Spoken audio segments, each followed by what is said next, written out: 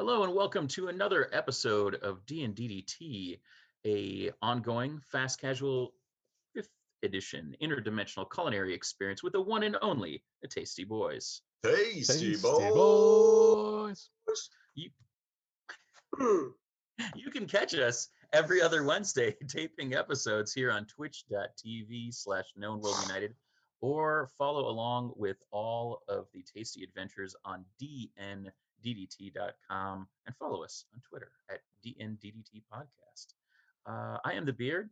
I will DM these shenanigans as always. You can find me online at Huey Beard Walks, and we'll go counterclockwise as is our fashion, starting with the one and only Nate. All right, I am Nate, your D&D ringer, playing Bard Extraordinaire Horatio Hetfeld. You can find me on Twitter and Instagram at Cubicle Zombie. I'm Worrier at WorrierMN on the socials. I play Kleatos B'Goar, spelled like it sounds. Minotaur Monk, Red Meat Babyface, tuned to Digger Doomtree, and Horatio Hetfeld. Last time on D&DDT, I took an airship apart with my hands. True story. Psst, Oren. You didn't say. I don't have Twitch up, dude. We're in the same order. We're always in the same order. Well, I don't know. Yeah, I'm Oren Veit, resident international deathmatch Iron Man superstar, playing Digger Doomtree, Tabaxi Warlock of the Void, patron attuned to Kleatos B'Goar. Your story. Just trying to start duels and working on my boards. Your story. Board. That leaves me. Artist in residence, Joel. You can find me at Finger Twitchings on the various social medias, playing Big Bloody Rock Leafbottom, the halfling barbarian turned monk, trying to get a feel for that life energy, and the only way you work it out is by trial and error. Maybe today it will feel warm. So when last we left the Tasty Boyz, they encountered a familiar ship to at least one boy who is no longer with us yet again. Lon McKillface, as the dragonfly appeared in the opening in the veil between the prime material plane and the plane of elemental air, where the boys are currently residing on a beautiful rocky precipice, as is envisioned behind me. Behind it was a evil-looking ship, which was captained by the Scourge, which a number of the boys encountered during a jailbreak episode as part of our celebratory 100th episode two-parter. It was bombarded and wrested to the ground, and when we left, it was in the process of falling off of the kind of floating rock mass behind us.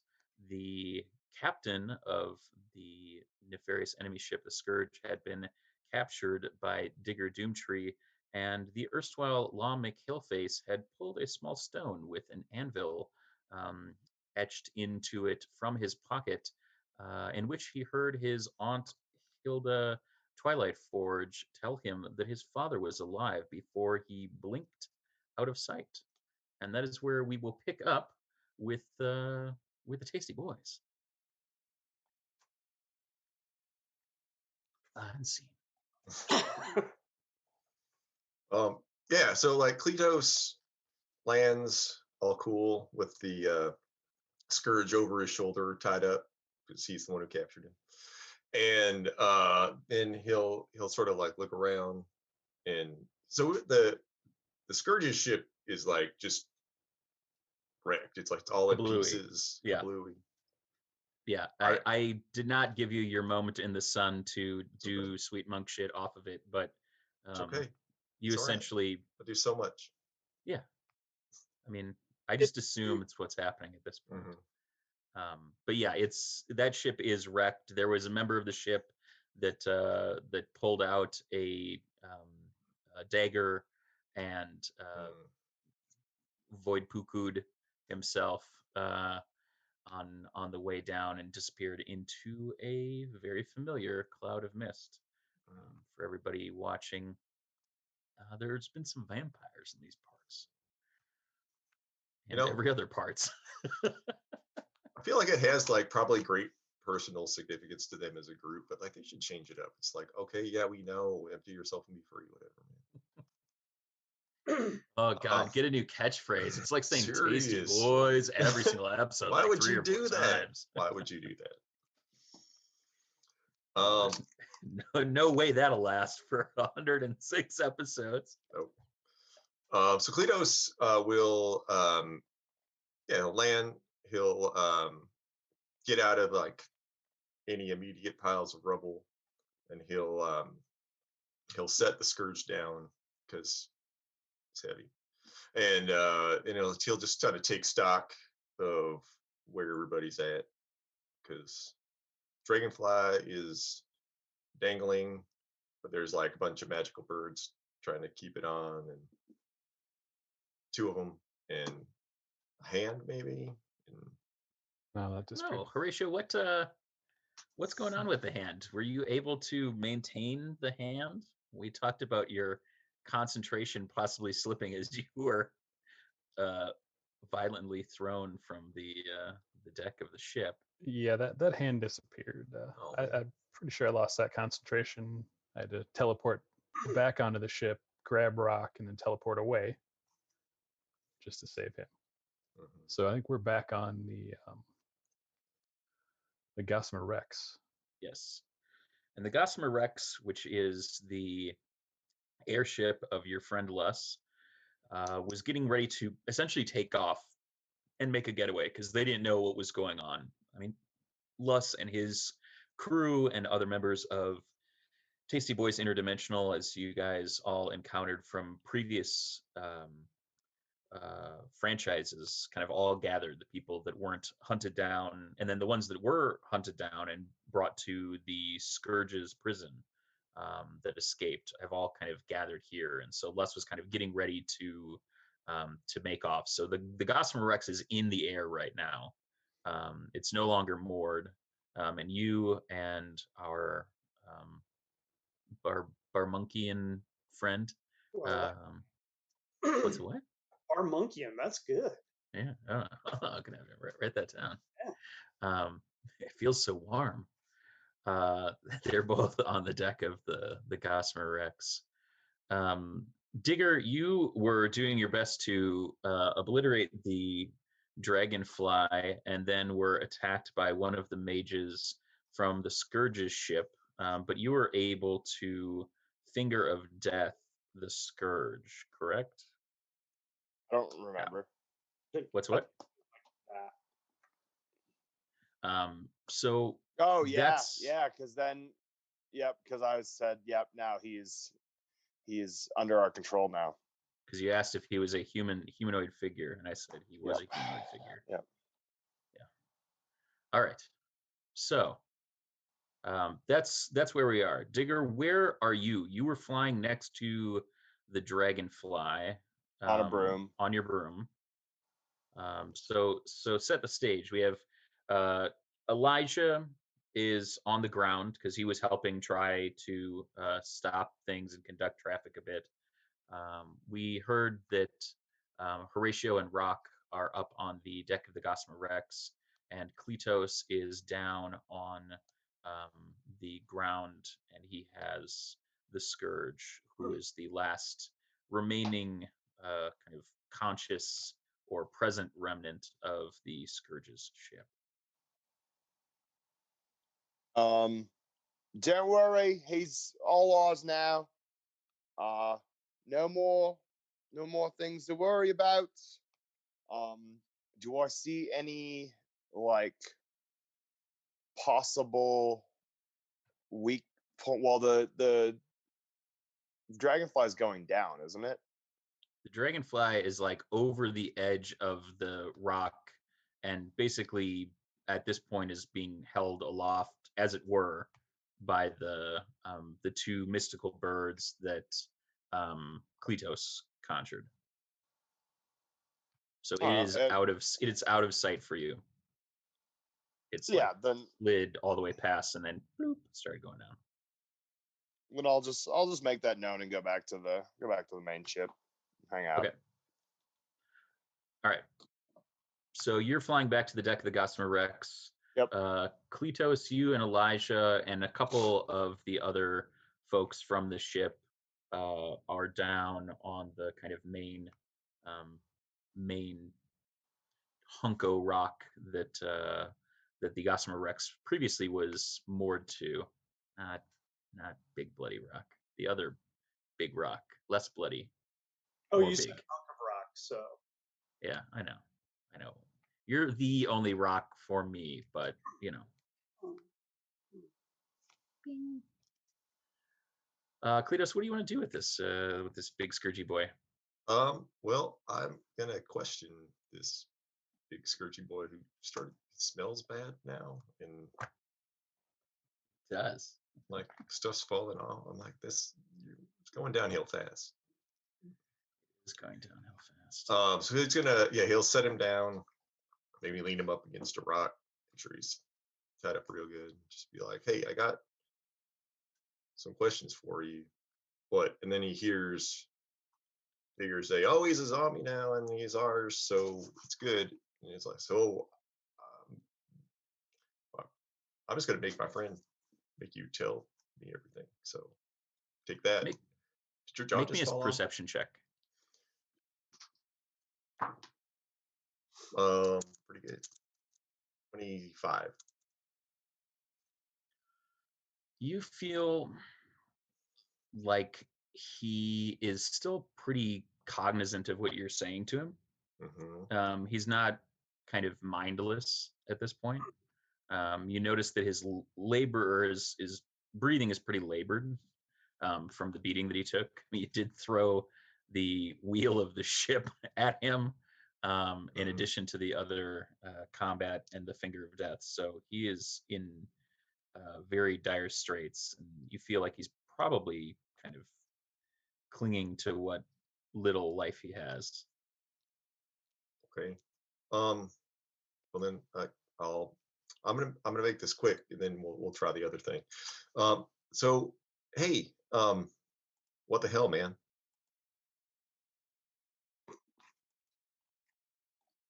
You're asking him what the hell? Yeah, that's a good opener. Yeah. I don't know what was going on. From underneath that kind of mask shroud that he wears, you can see him, you can kind of hear him like choking on his own like blood in his mouth, and you can see it kind of starting to roll down the kind of bottom of his mask and down the kind of front of his cloak, staining it a kind of really deep dark well, they're kind of like blackish purple robes. And he says, you have no idea. I know, that's why I asked you. Hell awaits all of you, but one in particular. Hell, that wasn't even on our map. Where'd you come from? Why were you chasing that ship?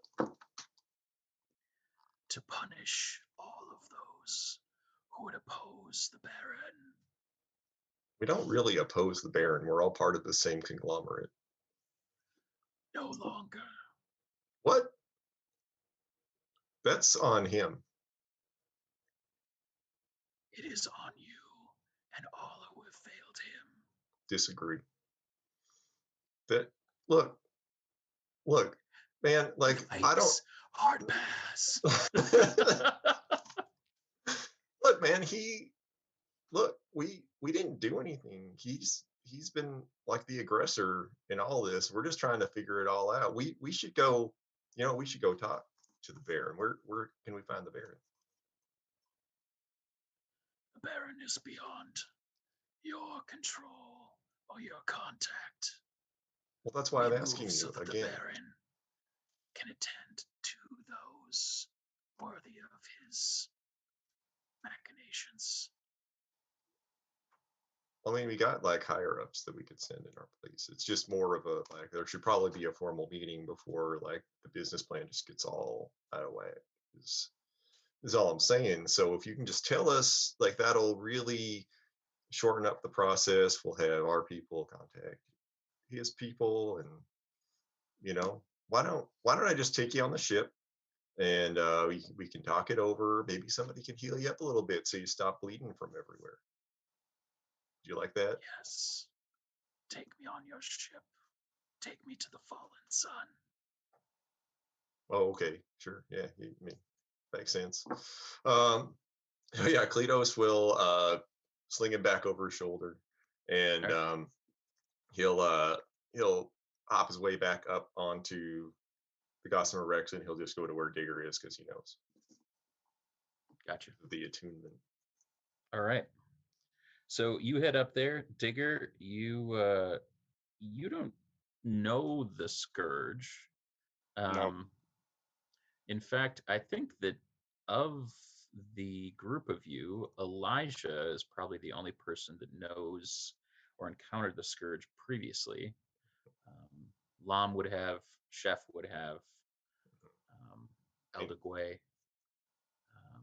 But yeah, so Kleatos comes up. The Gossamer Rex has kind of settled, but Lus has basically said that they won't be kind of moored and tied down. Like they're going to be ready to go if there's another ship that comes, so that they're not caught unawares. So Kleatos, you're going to have to kind of broom your way up there, or kind of get your way up there, and you make your way up to the deck of the ship and light down next to Digger, and take it away. Oh, hey, buddy. I think this is yours. Yes, it is. That's my guy. Could Well, you? He's ours now. Yeah. Oh, I mean that's really cool. Like, can you make him tell us where the Baron is? Because he won't tell me, and it seems really mean, and it's not very like if we're trying to build a base of camaraderie and corporate trust, it's really not doing it. Yeah, I mean, he literally has to follow my verbal orders to the best of its ability. Hey, amigo, the Baron, where's he at? You think you control me? Yes, I literally do. Yeah. Mm-hmm. You're the puppet, Digger Doomtree. Nobody can puppet me unless your name is the Void. He Then just I'm gonna starts be like puppet all day, laughing, just baby. creepy laughing.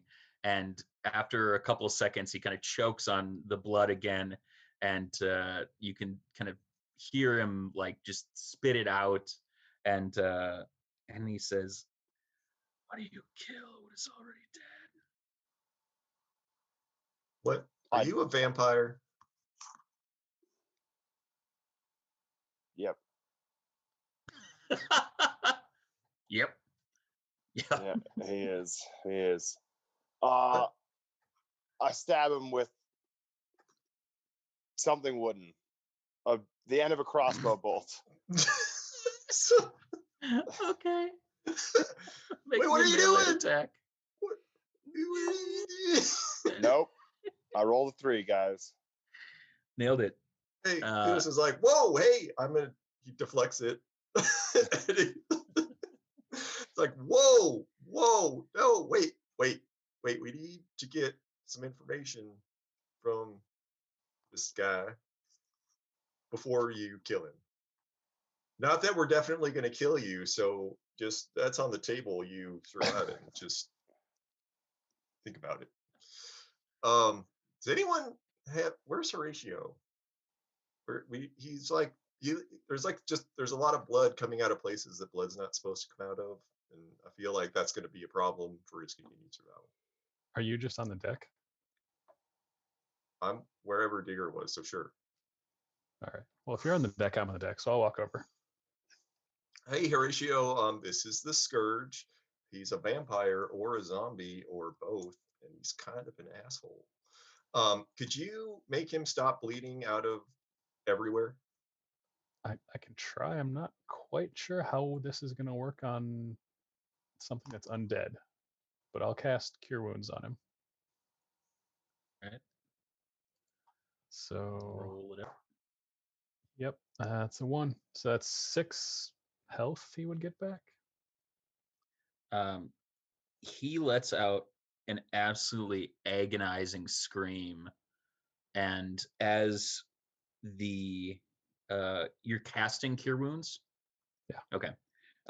As he begins to scream, you see him kind of start to light up and then explode in these radiant ribbons of what used to be his cloak. And he is Gonzo. Oops. Yeah, that sounds about right for how today's going. Counterspell. What's he doing? Did it work? You were a little late.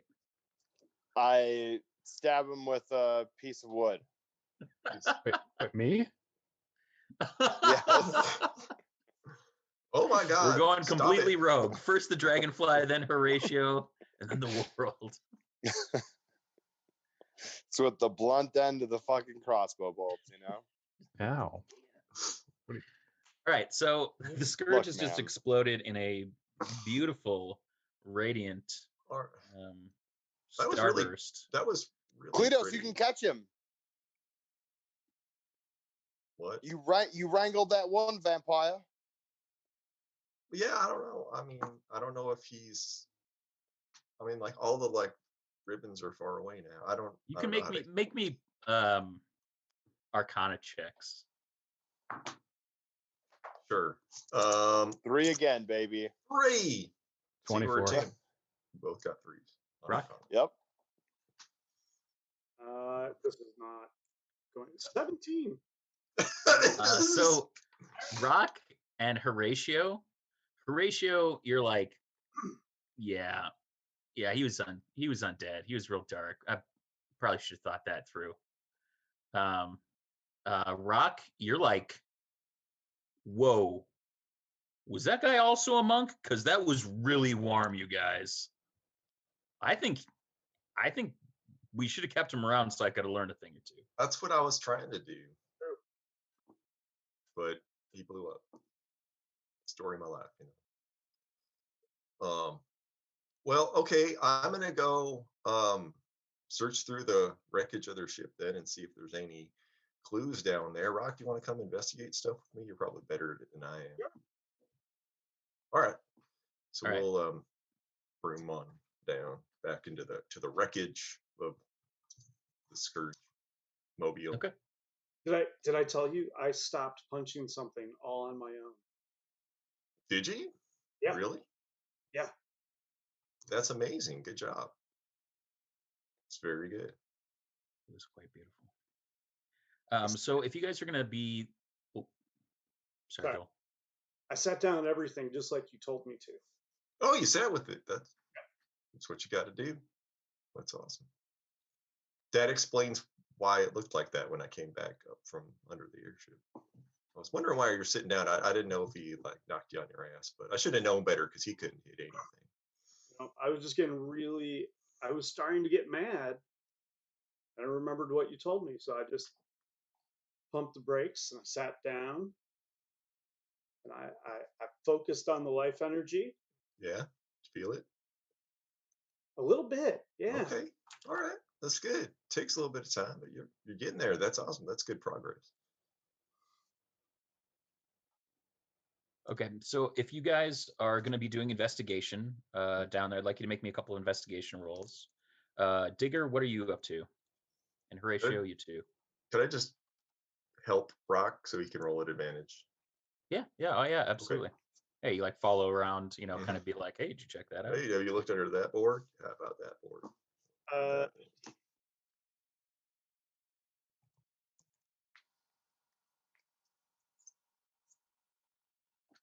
Did you say a number?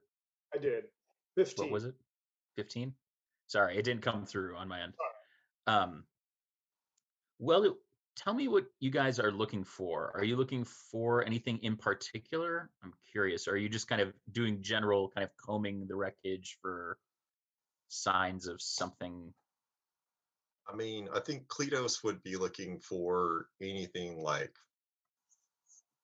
papers, anything that looked like it might have maps or like a letter or orders or anything along those lines. And if there was anything like super weird, you'd have to be like, hey, that's super weird. I should go look at that.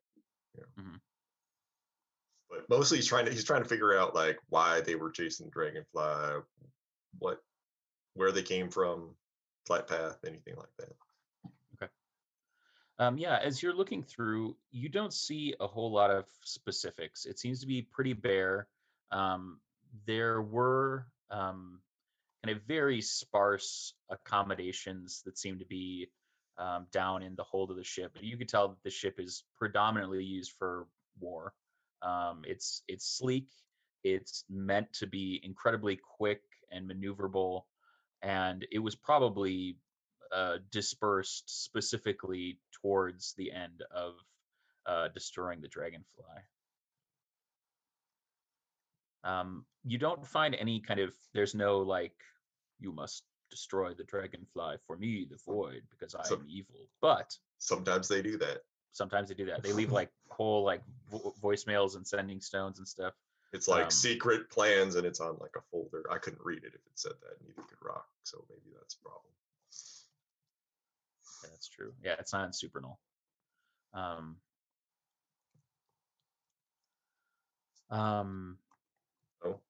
No letter that says, after destroying the dragonfly, say hi to Digger Doomtree for me.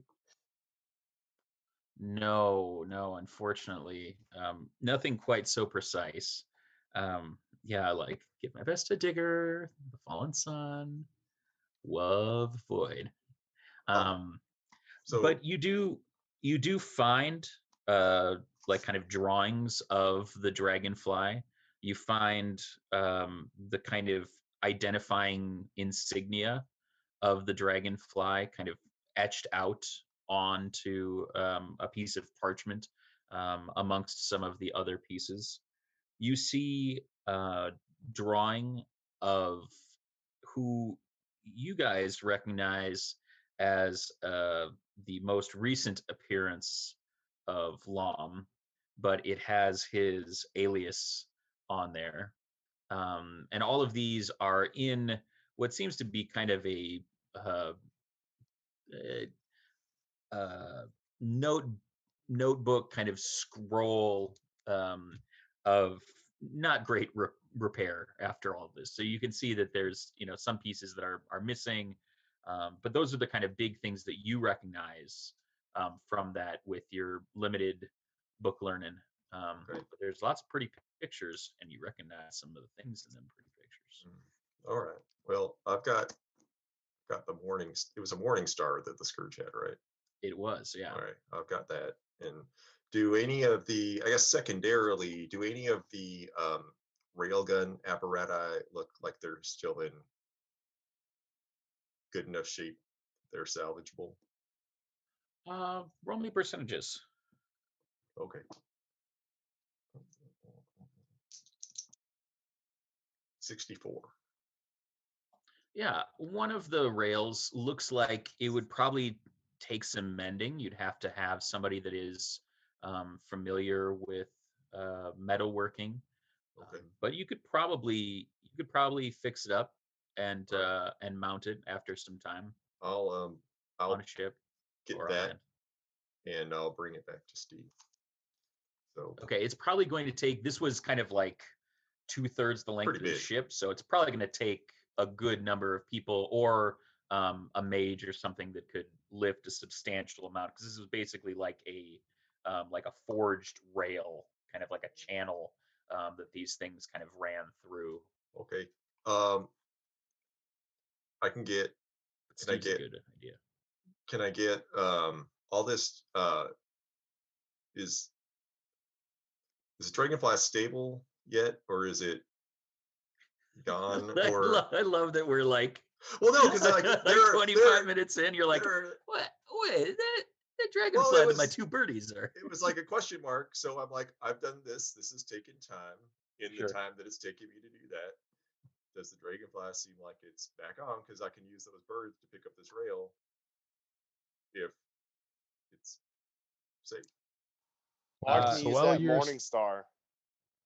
What's that? I said I'll take that Morning Star if nobody else wants it.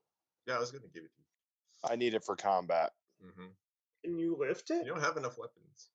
Mm-hmm. I That- can lift it. It's never stopped him before. Nope. He can lift a lot of things. Whether he's proficient in them has always been the issue. He can lift a lance. Can he swing it? Well.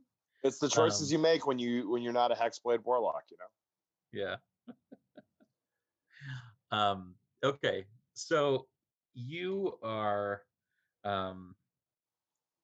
you kind of think that the birds have kind of done their best to salvage what they can of the dragonfly, but the dragonfly was pretty broken as it was kind of coming off. So we'll say that the dragonfly has been brought back up to the surface, but it's in pretty bad state of repair. It's got some damage to the kind of wing sails, the cellular wing sails from Singular Wireless, to answer Warren's question from last time, and it's got a number of holes kind of blown in it. There's a number of people that seem to be missing. You do not see a couple of the skeletons that were on board. You definitely see Doug and Nick Cage. You don't see Fibula. Not that any of you know who they are, but the big half orc and the normal size guy. So. All right. So I'll have a chat ski with Elijah, have birds take the railgun to Steve. Okay. And he's kind of done his best while you guys were attending to this to attend to those that were kind of brought back from the dragonfly. Okay. And then are the skeletons, do they look like they have a plan, or are they just sort of standing there like, so you're just going to leave us with the wrecked airship? Is that the kind of people you are? Like, everybody from the dragonfly, as is typically the case with the dragonfly, once they get back on the deck, they go back to what they were doing. So they are just cleaning up and fixing what they can. They seem to be in good spirits, all things considered. I mean, they thought that they were probably going to plummet to their death without the Deus Ex Machina. I was trying to think of some sort of bird pun, but I couldn't. So you get Vertica. Yeah. So you get Vertica. Then Boys.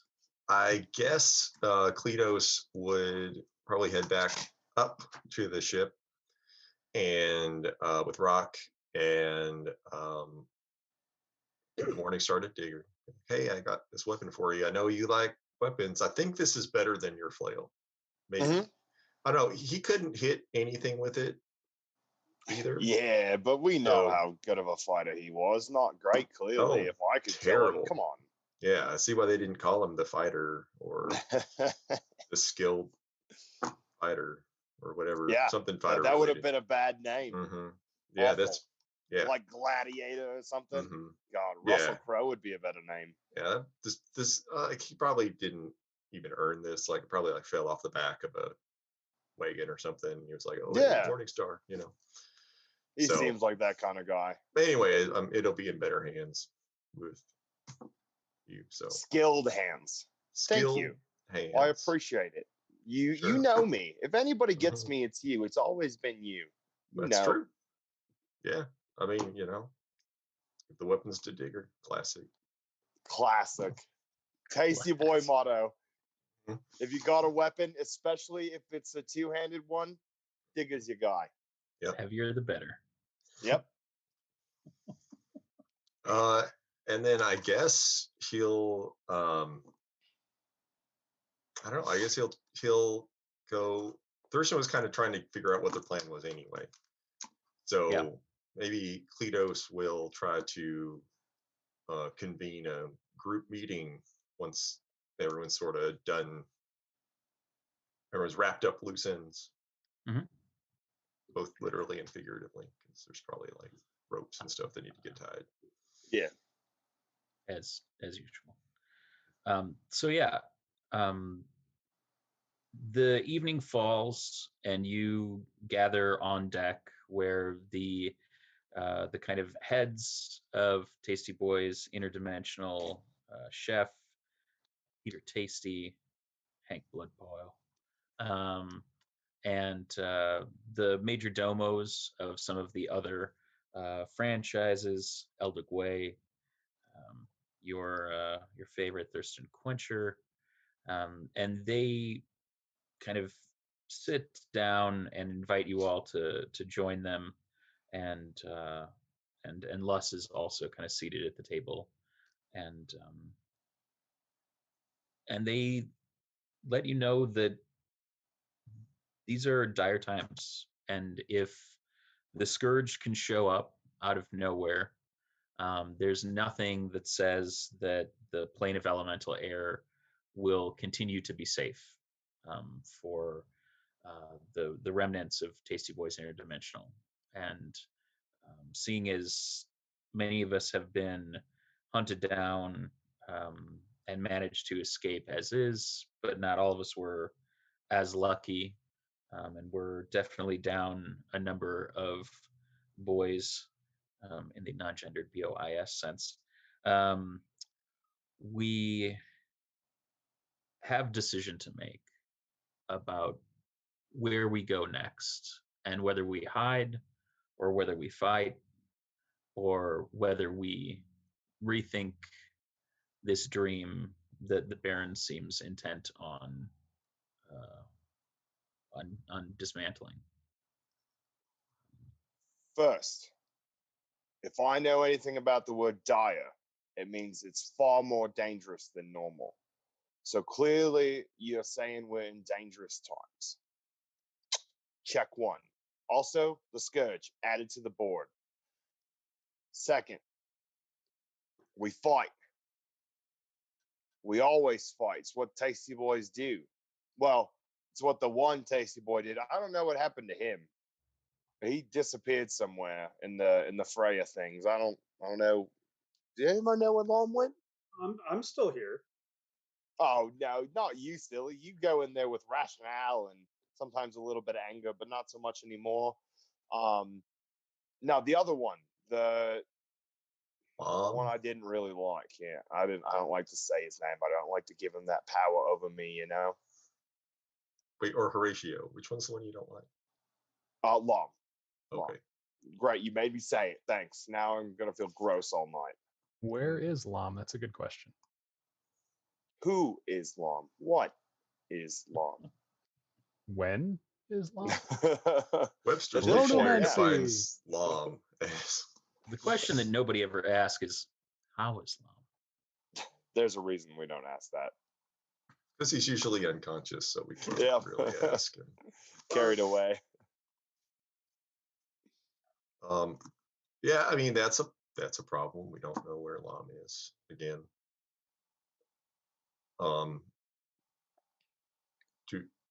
Did anyone see him leave, or did he ghost us again?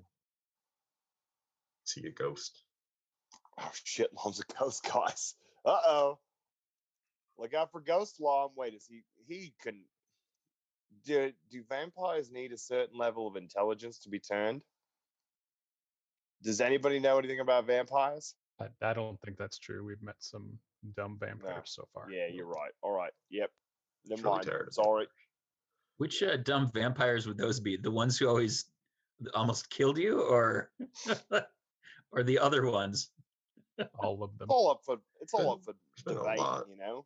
There's been a lot of vampires. You guys are all Too dumb. many. I mean, there were at least 3 that attacked me. So they weren't that smart. Fair point. Can't argue that. Yeah. I mean, I just had a new idea. Oh God. So our next restaurant, Kleatos has been teaching me about life energy and how that can heat things. We could do a restaurant where all the food is cooked with life energy. Rock, I'm going to blow your mind right now. All food is cooked with live energy. Oh. I'm having one of those void headaches. I don't know how Rock's going to take that. Rock, Kleatos, if you don't already have inspiration, you can have it. Oh, That smug look of I already have it. look, I mean, I agree with Digger. I mean, we got to fight. Like we had us on the ropes, whatever that means, for a real long time. And I mean, it's like I was saying before, airships came in out of nowhere. Like, I'm tired of running. It's not doing us any good. If we hide, they'll just catch us again. Right? So we gotta go find the Baron and figure this out. And I'm going to be honest, my cardio at this elevation is absolute trash. So I don't think I can run much longer. So fair point.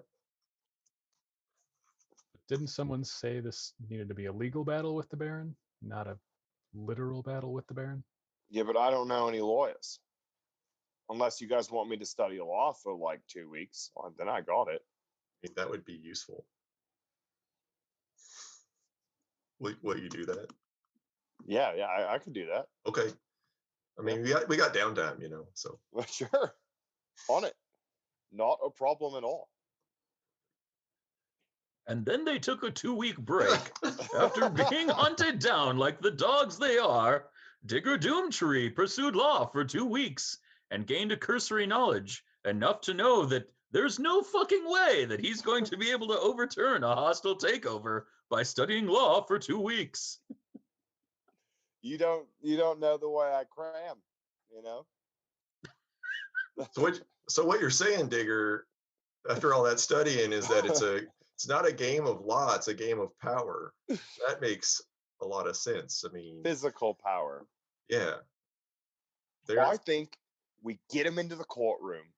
We make him think that he's got us beat. He's got the best defense attorney. He hired the Kardashian guy that got OJ off. And they're like, yeah, let's do it. And then Horatio, sitting in the back, just like one of the people watching the trial, a boom, fireball. And then we start rumbling. That sounds like us. But I'm pretty sure that guy's dead, so he might be on their side. Yeah, he definitely would be. Could be. These are I'm just throwing metaphorical poop at a metaphorical wall, Sure. I mean, sometimes real poop. Mm-hmm. You literally have an entire wall murder board thing. Yeah, and I'm throwing metaphorical poop at it. Well, okay. I mean, okay, so that's Chef, the pins and the strings. So Chef, Hank, Chef. I mean, you guys like run this company, right? Like you have to have his address or something, right? You'd think, but I mean, paperwork. I signed paperwork. I don't even know what paperwork is. So there's got to be something you guys got that says where the Baron is. Can you send a cease and desist on harassment? That's a good idea. Because I feel harassed by looks them. over at you, Digger, and says, I think we're a little bit past the point of harassment as is outlined in the Tasty Boyz bylaws.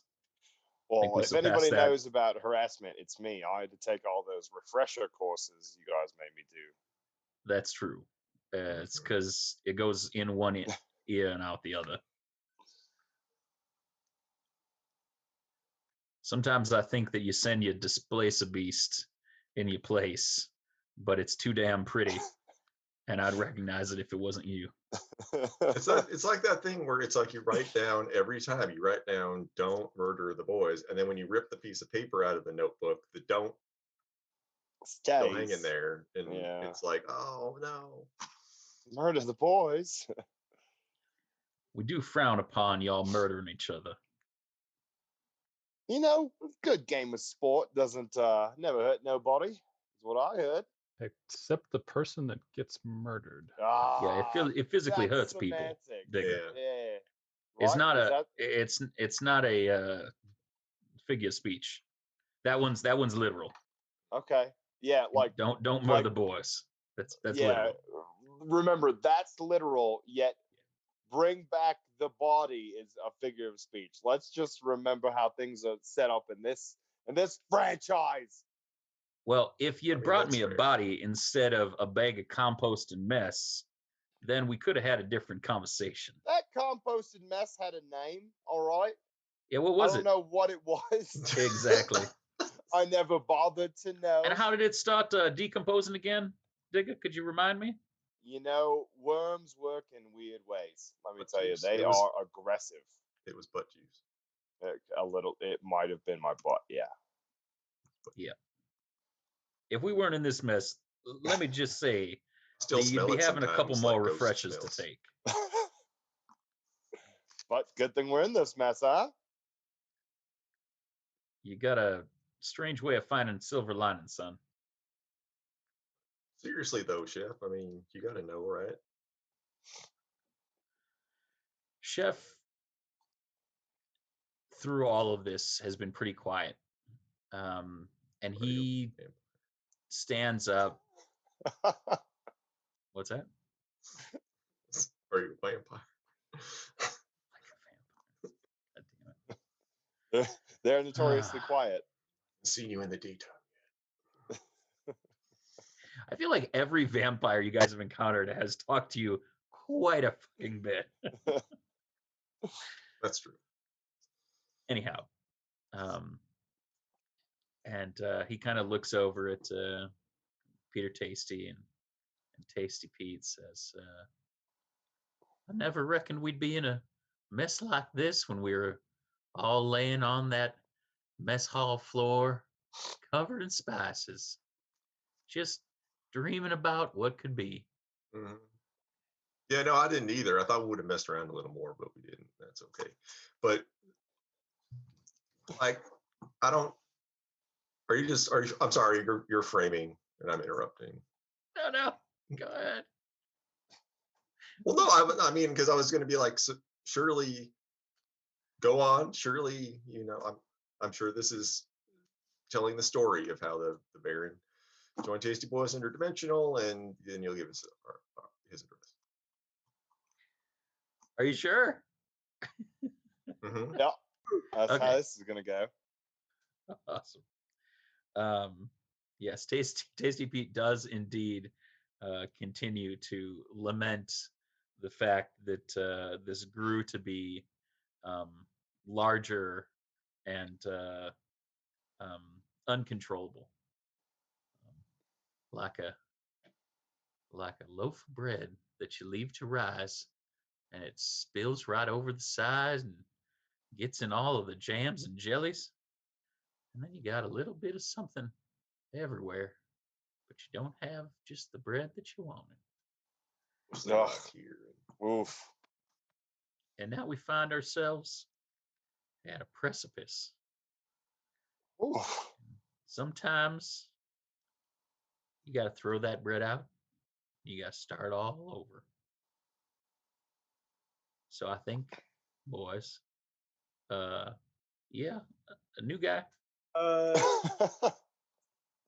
What if it's the bread that you don't throw out because you use it to make the newer bread?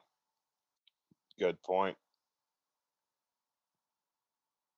Well, let me tell you a little something about bread. Rock, is it? Yeah, sir. Well, that's called a starter. And that's what we had back in the day. A beautiful, simple, rotten piece of fermenting dough. And all this sprung from that. But once you start adding pieces in, it starts to get more complex than you could have ever imagined. And then all of a sudden, Winifred's got your starter and she's sharing it with everybody. And then everybody's making pizza from your starter. But then, and Chef kind of comes over and like puts a hand on his shoulder and kind of looks around the room pretty seriously and kind of nods at Hank. And Hank says, I think what this calls for is a chief fighting orc to do what the chief fighting orc does. And that's lead us into battle. Ooh, great. Yeah, I'm fight. into it. Yeah, it's what I've been saying. I don't Mhm. know why we had to monologue. This is a plan I understand. Okay, that's why we had to monologue. Never mind. Well, so where do we go? Hey, I got lost in the bread part, but now we go fight some. Yeah. Lost in the sauce, if you will. He hates the monologue, but he loves the cooking puns. So Hank kind of lays it out. He basically says that the Baron holds it against Tasty Boyz Interdimensional that his daughter's dead. He asked you guys to retrieve them, and even though you went up and did the best that you could, she was already gone. Chef. Oh shit! That guy is who we're facing. You guys, all Chicago is fucking clean. No, It's so clean. This literally just went. So because we failed that, which we were doomed to fail from the beginning, this guy wants to take down our budding franchise? What a crock! I love that you have these moments about every 60 episodes where everything comes together and everybody else has been like, Digger, what the fuck are you doing? Why are you acting like this? And then you're like, wait, this is that dude? Ooh, this is that dude. I literally thought that this was some like all-powerful being that like no really hated us for some reason. But no, that's the void. That's the void, Digger. Now that's your patron. The feels like Baron we is failed to rescue one of that the girl. other franchise owners that was brought in as a financial partner to Tasty Boyz Interdimensional, and he asked you to go and look after finding his daughter who had disappeared because he had sent her to this magical school, and you all went. Your good friend Rock got his Wanzuka there from all of the wands that you recovered from the magical school that was in the Fae. Yeah, and I have all those books from that guy. You do. You that have I'm only magical books from borrowing. the guy. Yeah, absolutely only borrowing. Yes. We really need a wiki, guys, so I can. I have a wiki that I've been working on that I've asked you for something for. Now, was the Baron also the second Hydra? Is that no? Okay. Yeah. The second Hydra is the friends we made along the way, Nate. You'd think he'd be grateful. I mean, we did find his daughter, and we killed the spider thing that killed her. True. This is true, but like most villains, they make somebody else out to be the villain. If you really dug into his psyche, you could probably imagine that he's lashing out for the loss of his daughter. And if he had paid more attention or kept her closer to him rather than indulging in his dreams of being an interdimensional culinary fast casual mogul, perhaps she wouldn't have died. And now he's looking to take out emotional revenge on those that wooed him away from his family and into the fast casual interdimensional casual dining experience. Typical Oh. disgrace. But that's just some exposition that you don't need. Total Say that again, Joel.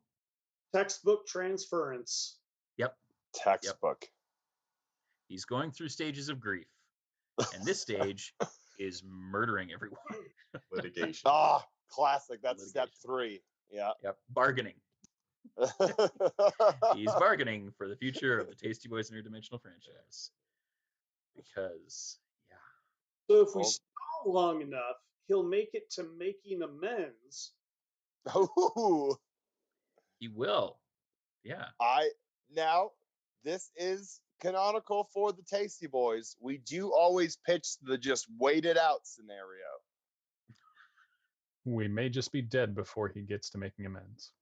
Well, Or do he we may take have that made risk? amends with old friends that are helping him take his revenge and work through his grief. Ooh. Who knows? There you Who go. knows? And that's hard. You can't place that. You don't really. That's a tough one to gauge at eye level. It's a true story. Yeah. Damn. So Hank, where are we gonna go? When? I can go right now. I feel great. Like I said, that guy could not hit 8th. Woof. So, they basically say that the franchise that the Baron was running was much further north from where you were. I believe that when we talked about it previously, the wood that you ventured to was about, I can't remember, it was maybe a couple days ride north of New Kings Bay. Yeah. The mountain range that separates New Kings Bay from Forest Lake Town and and Old Chicago and kind of that area of the world, running along the east of that mountain range is an incredibly thick forest. And the franchise that he was running was located kind of near the north of the range, in a kind of large plateau that existed in this kind of deep, dense forest. Think of like the Black Forest in Germany. Yeah. And just to recap, he has a home on the range. That's what I got out of that. Where the deer and the antelope play. But the deer is actually Elijah, so we have an inside agent. That's yes. He can wild shape, I heard. He can do that. That's true. Now, was So- the specialty of his franchise ham Maybe. up there in the Black Forest? You know who loves him? Ponyo. I do. Ponyo loves him. It's true. Also, Daramaka looks like Ponyo. I'm just saying. He's got Ponyo hands. For sure. But yes, ham for sure. So are you going with the waited out method and having Elijah infiltrate the deer herd and traveling a week ahead, or how would you like to play this? You also have to figure out how you're getting back through the veil. Elijah Pump knows. kick in the door. Elijah knows plane shift. So Can you all plane shift? the Take 8, a few days. up to 8 plus the caster. Oh, well, that's handy. Well, I'll Right? be damned. That's like literally the first time I was made aware of that. Mm-mm. Has Elijah plane shifted lately? He's had plane shift for a while. I definitely told you he has it, but he hasn't plane shifted. Okay. Well, What if he had? okay, brother. Oh, we could do what we did last time. We just need to find a whole bunch of bullets. And then when we're Make running, him fly. we go through to the other plane. Flawless, honestly. I feel like maybe we should try a different method, since when we sort of did the sweet connection method, that the Void kind of messed with that.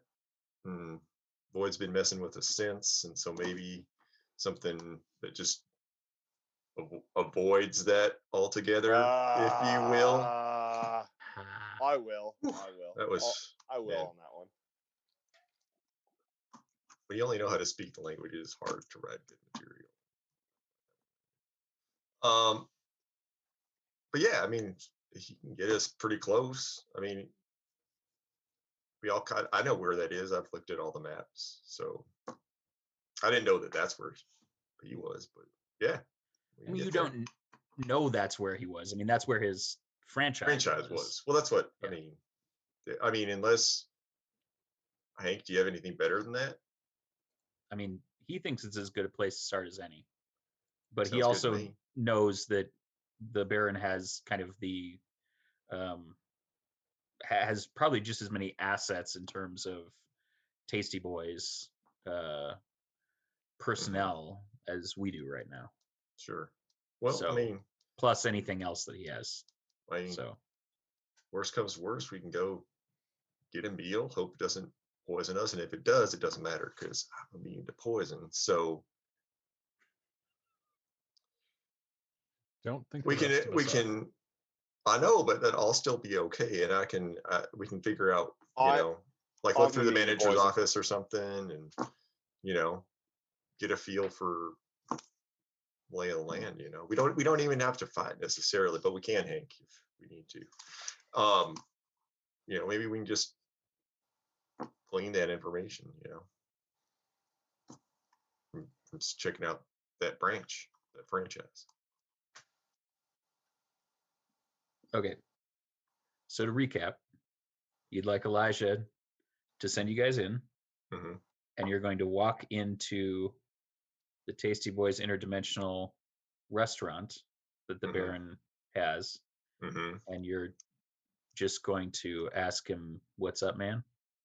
Well, I mean, we can see if he's there, and then if he's not, then we at least should be able to get some information that tells us where to go from here, since nobody here somehow seems to know much about the Baron. I didn't even put two and two together as to who he even was until literally just now. So yeah, I'm no help there. Well, I mean, honeymoon suite it'll change it. It'll you got to recover from that. That's true. He's not wrong there. It's probably just a blur. Yeah, I mean, I don't know. Does anyone else feel differently? Anyone else have a better plan? Chief fighting work, is that that amenable to you? That was my calendar word for the day.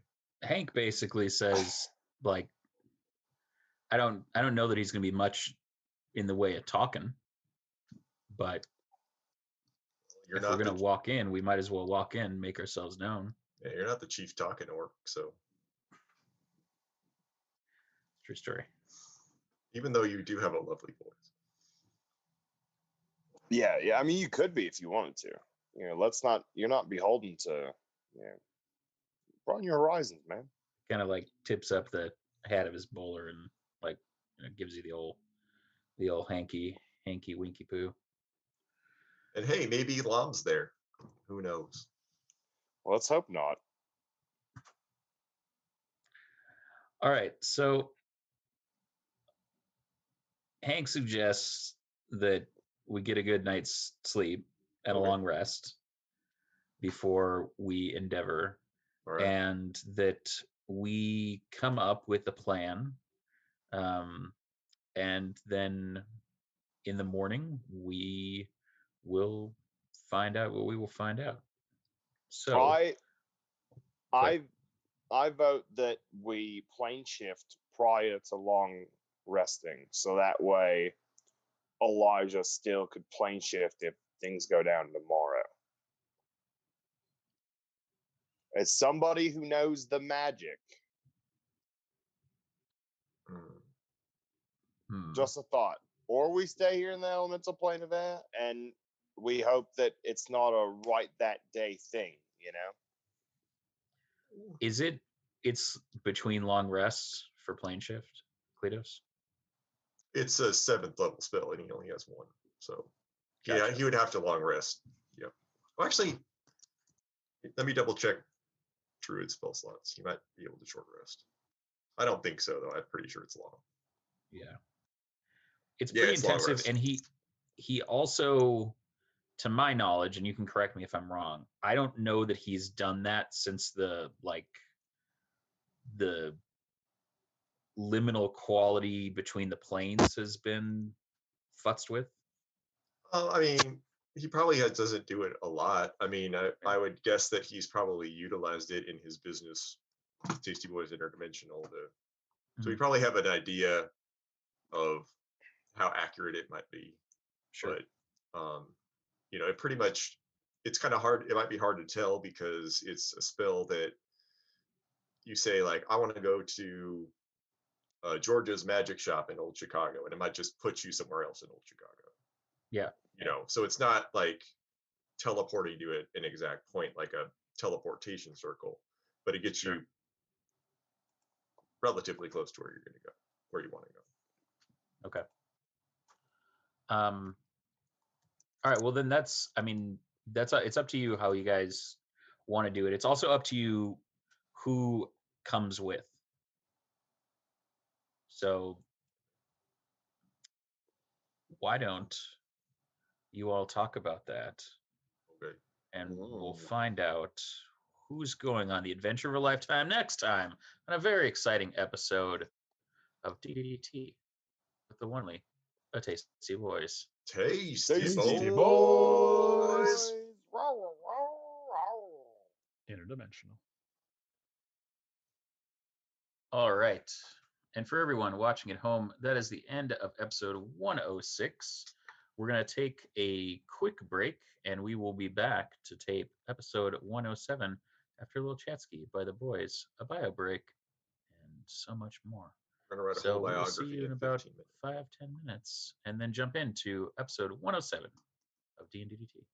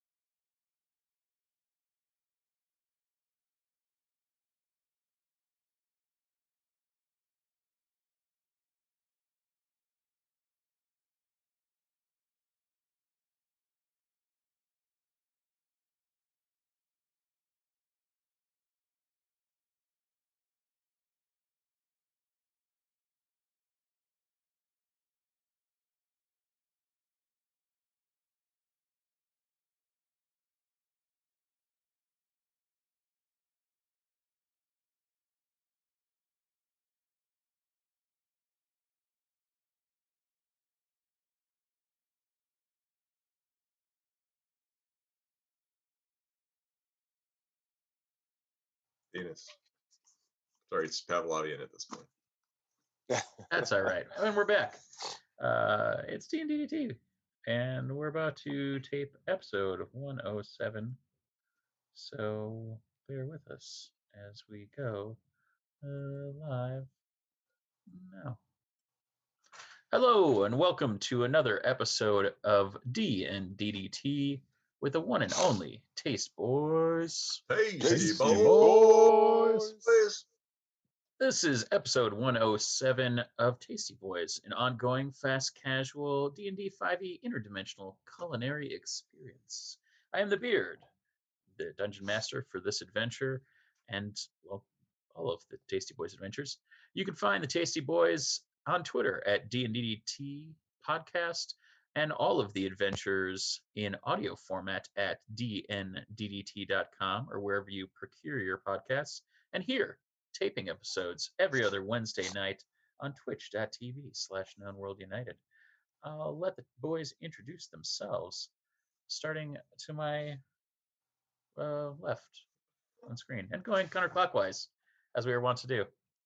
All right, I am Nate, your D&D ringer. You can find me at Cubicle Zombie on Instagram and Twitter. I play Bard Extraordinaire Horatio Hetfeld, and on the last episode, I made a vampire explode. It's fun times. It's true. I'm Warrior. You can find me at Warrior MN. I play Kleatos B'Goar, spelled like it sounds. Minotaur Monk, Red Meat Babyface, tuned to Digger Doomtree, and Horatio Hetfeld. Last time on D&DDT, I recovered a railgun. I am Orenvite, resident international deathmatch Iron Man superstar, playing Digger Doomtree, Tabaxi Warlock of the Void patron, attuned to Kleatos B'Goar. Big advocate of just the wait around and see plan, but I think I'm the only one. Artist in residence, Joel, at Finger Twitchings on social media, playing Big Bloody Rock Leafbottom, the halfling barbarian turned monk. And last time, I helped find drawings. It's a true story. And in the official vote for Tasty Boyz Interdimensional, we had one for wait around and find out, and a bunch for fuck around and find out. So we're going to do that. This should be the episode title. Better be. So the boys were making a party, and their erstwhile lovely life-attuned friend of Kleatos B'Goar, all-around decent dude, Elijah Doolittle, was planning to employ a plane shift to attempt to move the boys from the plane of elemental air to the prime material plane. Ooh, it's going to be a good episode 107, gang. So what's the plan of attack? Who's coming with? Where are we going? It's Jerry Maguire. Who's coming with me? Well, we're going to plane shift. We're going to take the boys. We're going to take Captain Crunch, who's also one of the boys. We're going to take Elijah, who's also one of the boys, and we're going to take Hank, because it was his idea. He's also one of the boys. So that's the lineup. I think we were going to try to plane shift before we long rested, so that way we're not utilizing some of the more powerful stuff in case things go down. So, and we were going to plane shift to near where the restaurant is. Hank should know exactly where it is, probably. And it's possible Elijah would know where it is, since he sometimes has done business, so he may know since it's in the Bay Area. But as close as we can get to the restaurant, we're going to do that. We're going to camp out just like old times, and we're going to, in the morning, we're going to do some stuff. All right. So you are correct in assuming that Elijah has been to this area to have conversations with the major domo for this branch. Hank has not been there. He was not a decisionist for this branch. The Baron was a decisionist for a number of the branches here in the northern areas. And so Elijah can get you, well, we try to kind of get quick or close, and then we'll see how the plane shift operates. So Sure. let's do the plane shift. The plane. Thank you. Just a step to the left. Yeah. And then a step to the right.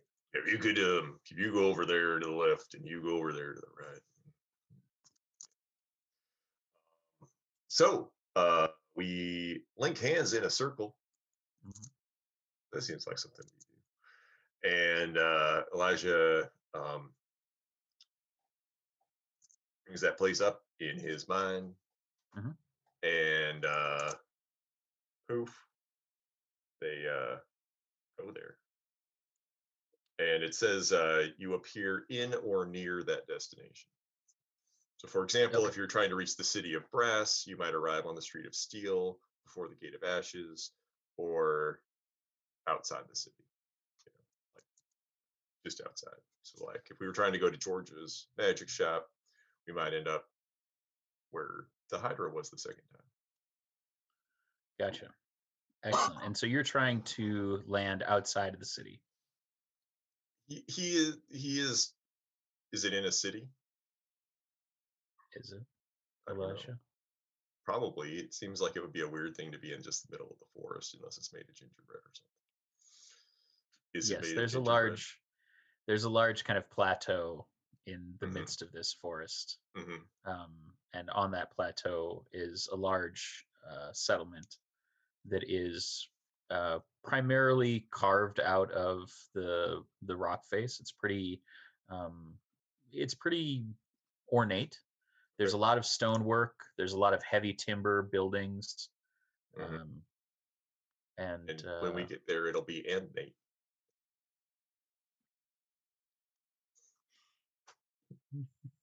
yes. So let's roll some dice and see where you land. So Okay. Nate, roll me a d4. All right. That's a 4. All right. Joel, roll me a d4. All right. Uno. All right. Oren, roll me a d4. And finally, Warrior, roll me a d4. 3.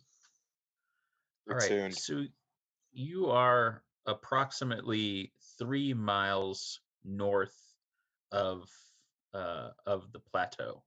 So you kind of crop up in the midst of the forest, and I need Horatio, and I need Kleatos, and I need Digger to all make me Constitution saving throws, and Elijah. Okay.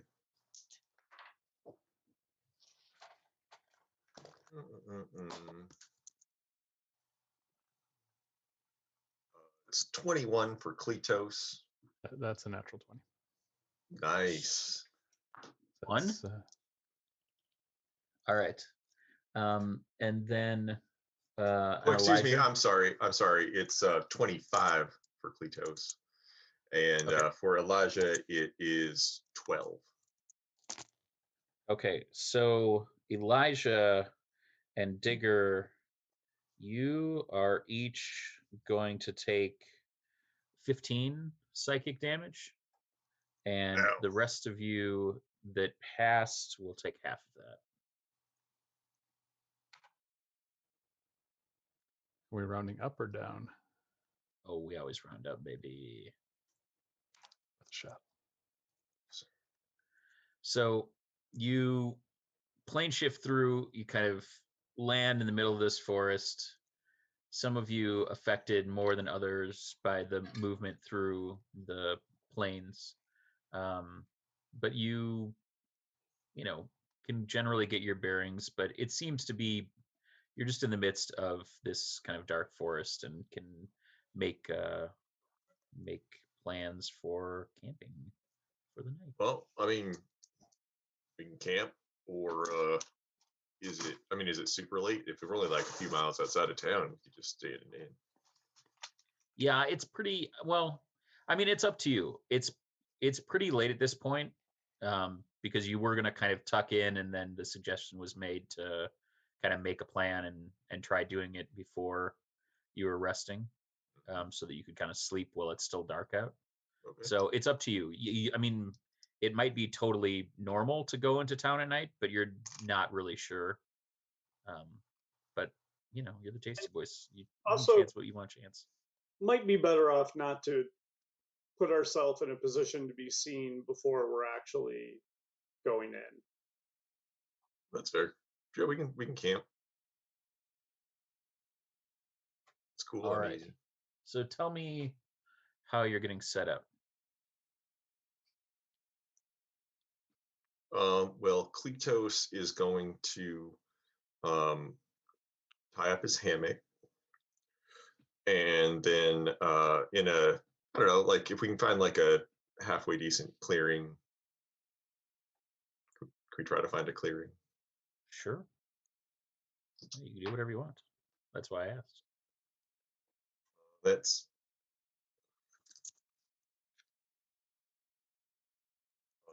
21 on survival. Okay. That works. Yeah, absolutely. You can track down kind of whatever you want to share. Hank gets to work setting up some traps and kind of little noise trips around the kind of perimeter of where you're making camp. Kleatos will, after he sets up the hammock, set out the bear traps that he has in his fanny pack. Genius. I mean, I will add more. Are you pulling them out of your thing? Okay. Is that a long rest thing? I haven't pulled any out today. I'm just Have I? asking. I'm Yeah, just asking when it recharges. It is a long rest Okay. thing. Yes. All right. I pulled 3 out. That leaves me 2 spots for Gotcha. more bear traps. All right. So who's keeping watch? I'll take Are you keeping first watch. Okay. Sure, All right. So roll me 2 d20s. Perception. Whoever else is going to watch with them. Maybe Hank. Maybe Elijah and Kleatos can take 1 watch. Okay. All right. So roll for each of them. Perception is 22 for Elijah and 23 for Kleatos. All right. Yep. First watch goes well. Nothing much out there. The normal kind of rabble, some birds. You're not used to hearing or seeing further south or further west, where you've been kind of in this area of the known world. But other than that, pretty quiet. Okay. Who's second shift? I'll I do will. Rock and who? I'll do it. Okay, Rock and Horatio. All right. Roll me survival checks. Survival. All right. Yeah, survival. Well, I rolled a 4, but that's a 12. All right. 21 and a 24. Okay. All right. Yeah.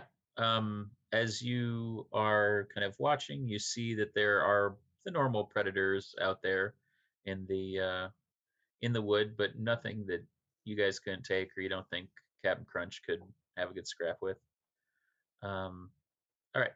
The next one, Hank and Digger. Yep.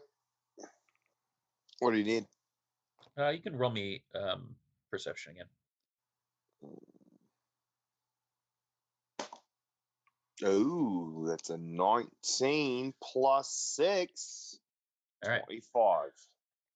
So it goes well. You guys are able to sleep through the night. Nothing much disturbing you. I'd like to make a note that the only reason I stayed awake for my whole watch is because I wasn't doing it with Lum. Duly noted. Otherwise, I would have slept. Good to know. All right. So you guys want to head into town? Need to prep anything first? Good to go. I need to don my disguise first. All right. So tell me what this disguise. Describe this to the viewers, the listeners at home. Okay. So I'm going to darken up my hair and slick it straight back and down, like the full Pat Riley. Just dome of black matted down hair.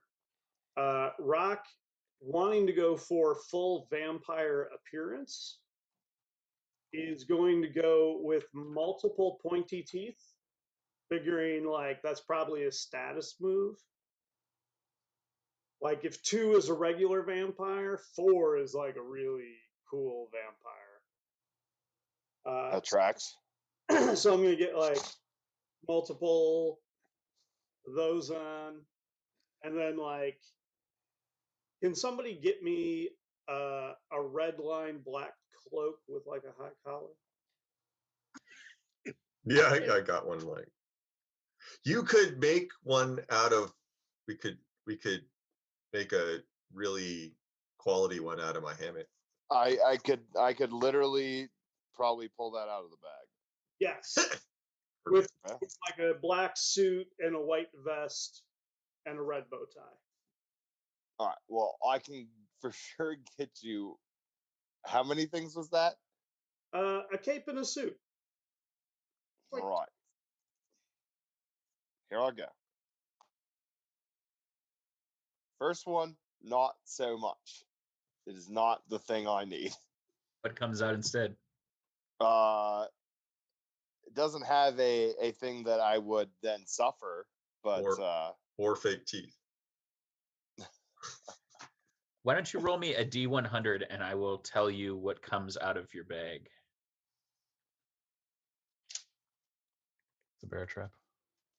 God, I hope so. Or a potted plant. 11. 11. All right. You can roll me a D6.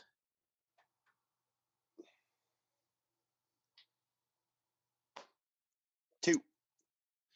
You pull out 2 bottles of fine wine. Well, not necessarily what you called for, but Okay. let me. I'm gonna give it another try. Luck. There we go. That one will do it. All right, so you get your cloak. Right on. You get your bow tie. That's 2 17s in a row. So my 2 5s, my 2 17s, and the last one. Yep, that'll do it. That's a 12 plus my sleight of hand, which is. I know it's good. Yep, plus 4. That beats the 15 I need. You have your ensemble, my man. Perfect. And 2 bottles of fine wine. Although I don't drink that now. Oh, are you angry drunk? I get it. And then I'm gonna do like a little makeup to kind of bleach my skin a little bit, so I have a little Just bit of power. Using real bleach. No, I've got like makeup and face paint and stuff. Really want it to be like the cheap Halloween, like crayon, like just white, like straight up white. I would say think Eddie Munster, but like 4 times as wide. Thick Eddie Munster. Yeah, super Eddie Munster. And then as we start to travel, I want to grab my sending card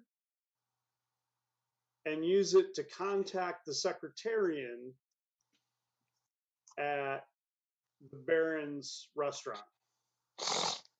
All right.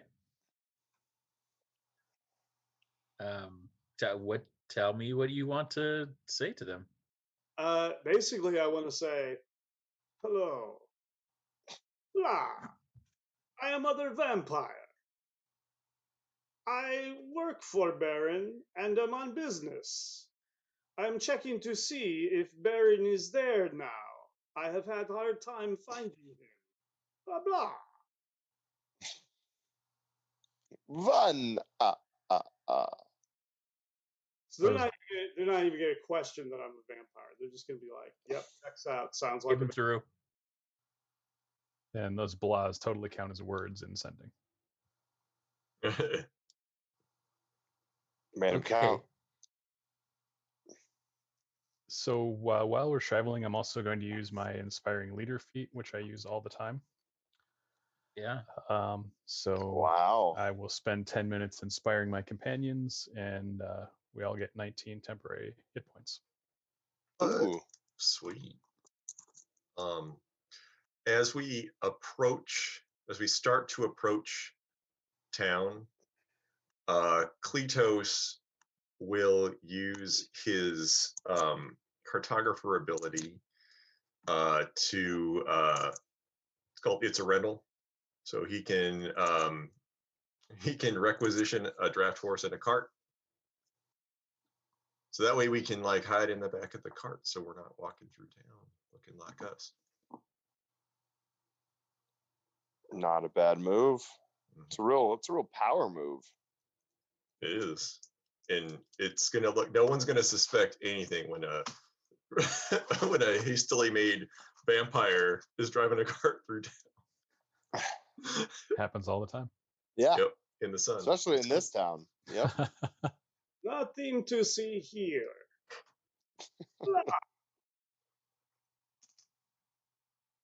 So yeah, so we'll do that. Elijah will. I think Elijah will just look like himself. He does business in town. It wouldn't be weird for most people to see him. So. Okay. All right. So you're hiding in the back of a cart, which you've requisitioned. Mm-hmm. Rock is dressed like a vampire. And sent a very nice message through his sending note to the secretarian of this branch of Tasty Boyz Interdimensional. Is there and Horatio, who always uses his inspiring leadership, has inspired you all. Did I miss anything? No. No. All right. So that's the plan. What are you doing with your displacer beast? Oh, he's in the cart, yeah? You tell me. He came with. You have somebody disguised as a vampire doing a really good accent. I wasn't sure whether he'll probably hang out with the vampire. Honestly, I don't see why he wouldn't. Vampires and displacer beasts go together like peanut butter and jelly. You know, name a more iconic duo. See, can't do it. Man, Kleatos is literally right there, Digger. That's cold. It's cold. Also, the void is right there too. Yeah, that's always cold there. though. 0-2, swing and a miss. So did the other secretarian respond to the sending? Yeah. The secretarian definitely responded. Brock, you get a message back that says, "What business do you have with the Baron?"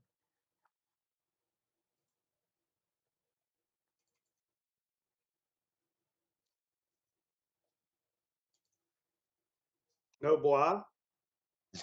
No blah. No. Blah. This isn't like over. Okay, everyone. First thing you need to know: the secretarian at this restaurant, not a vampire. Noted. On the board. Right. I send back.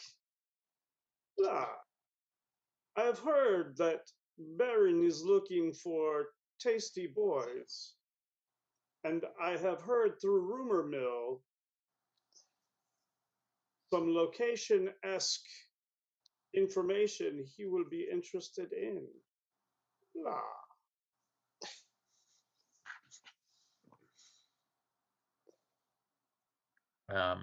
Okay. So they're going to send you back a message that says, "Please relay without haste. The Baron is keenly interested in any information you may provide. You shall be rewarded." Great. Joel's going to sell us out. Geez, I wonder what that's like. Every boy gets to do it once, and Well- only one's done it so far. he's so method in his acting. He's just going to be like, well, yeah, I got to sell the boys now.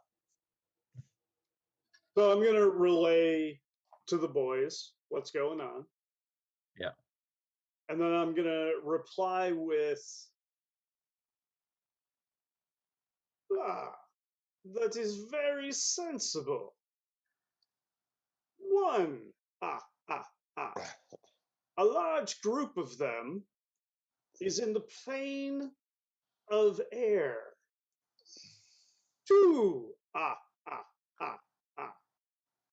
there is a small contingent headed back to New Kings Bay to try and recapture their tower. Blah.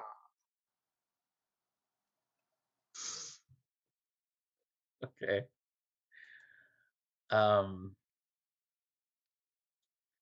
You hear back, New Kings Bay is held by our forces.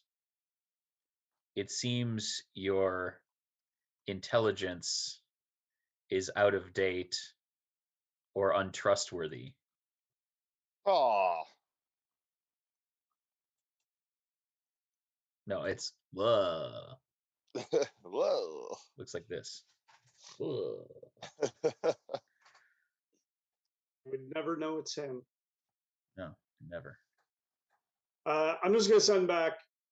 What I heard is that it is a small scouting party sent to figure out what they will need to overcome to regain their tower. Blah.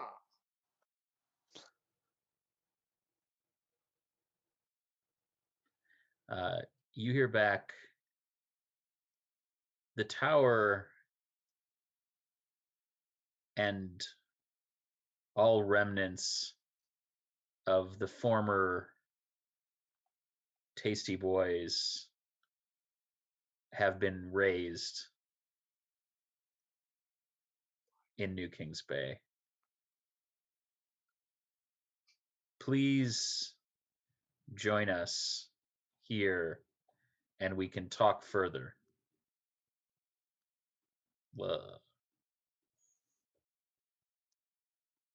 Sounds like an excellent plan.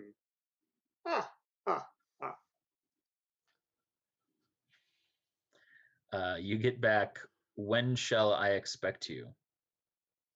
How far are we at? We're about a day. No, you're about 3 miles. You're an hour. We're going to New Kings Bay? No. No. I Oh. mean, I don't know. Are you? I No, we're don't know not going to New anymore. Kings Bay. Nope. Digger, you tell me. He's really convincing, but that's not true. We're not doing that. Okay. I should be able He's to acting. arrive this evening. What did you say? What time this evening? Just this evening. I'm gonna keep it a little Okay. All right. 6 p.m. sharp. Do we use that time here? Sometimes. All right. So y'all are hanging out in the woods. You are planning to head into town. You have requisitioned a cart, and you got a sweet, I don't know, kick or pager, mystical pager through your good buddy Rock. Yeah, you can head into town and feel free to explore around. Please let me know exactly what you would like to do and how you are presenting yourself, who is visible from the cart, and what you all look like currently. Well, I would say that Elijah is keeping Pass Without a Trace up, just so that they're not like being paid attention to, basically, as they maneuver through town. Kleatos is in the cart. He's pretty distinctive. And how many people does Pass Without a Trace cover? Does it cover all the people we have? So let me double check. At a I high thought it was enough level, 5. yeah.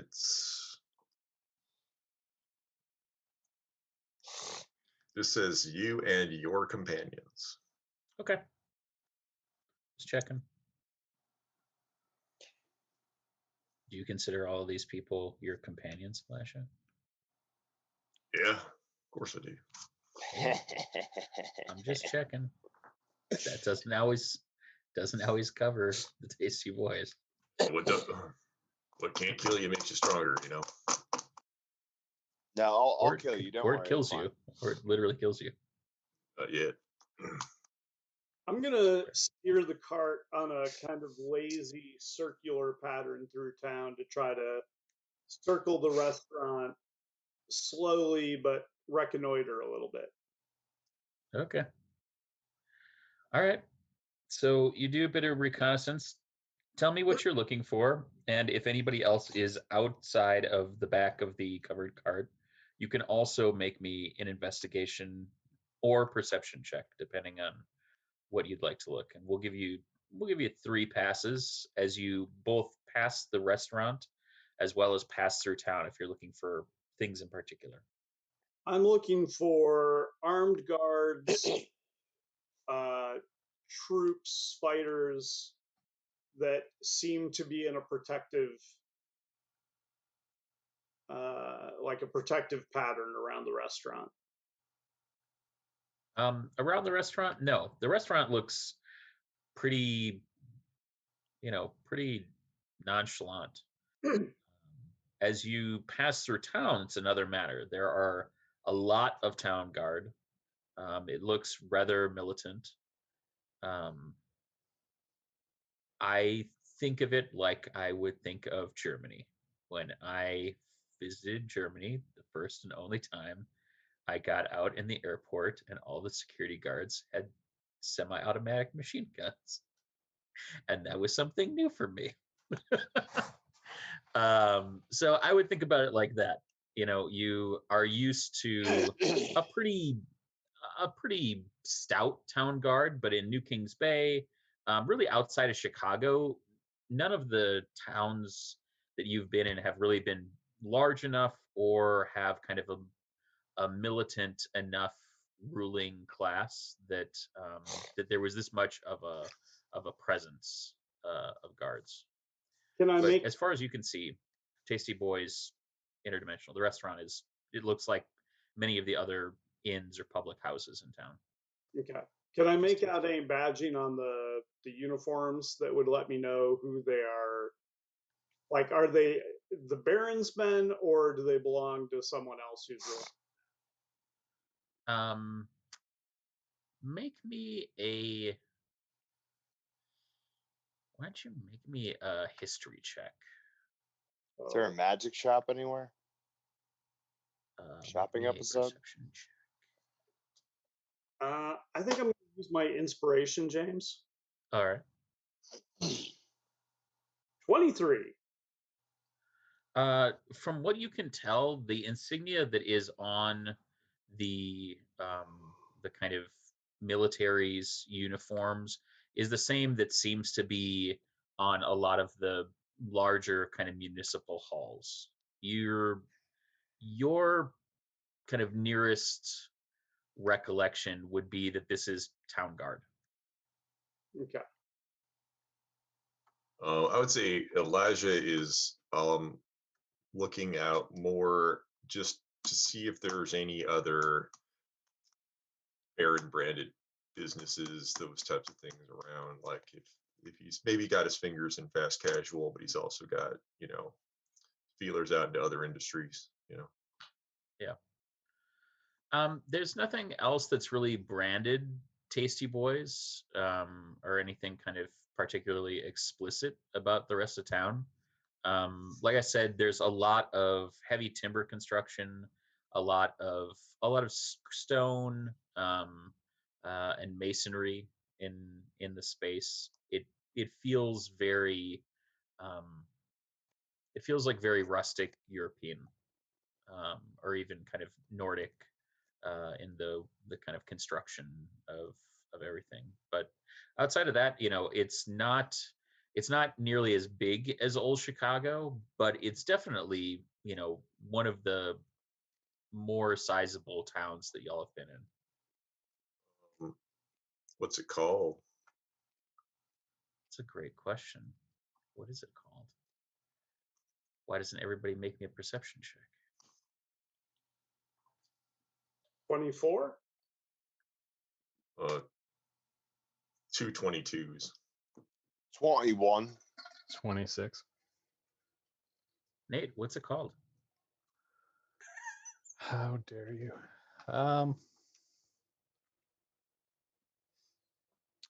I didn't really want to win that roll. You can abdicate to the next person down the ladder. Yeah. Joel can name it. Let's do that. All right. Joel, what's it called? Ooh. This is canon. No, that's canon. Pop. It's a true story. It's not Forest Lake Town. Spoilers. Let's call it.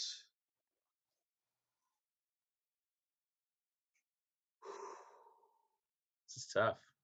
It is. It is tough indeed.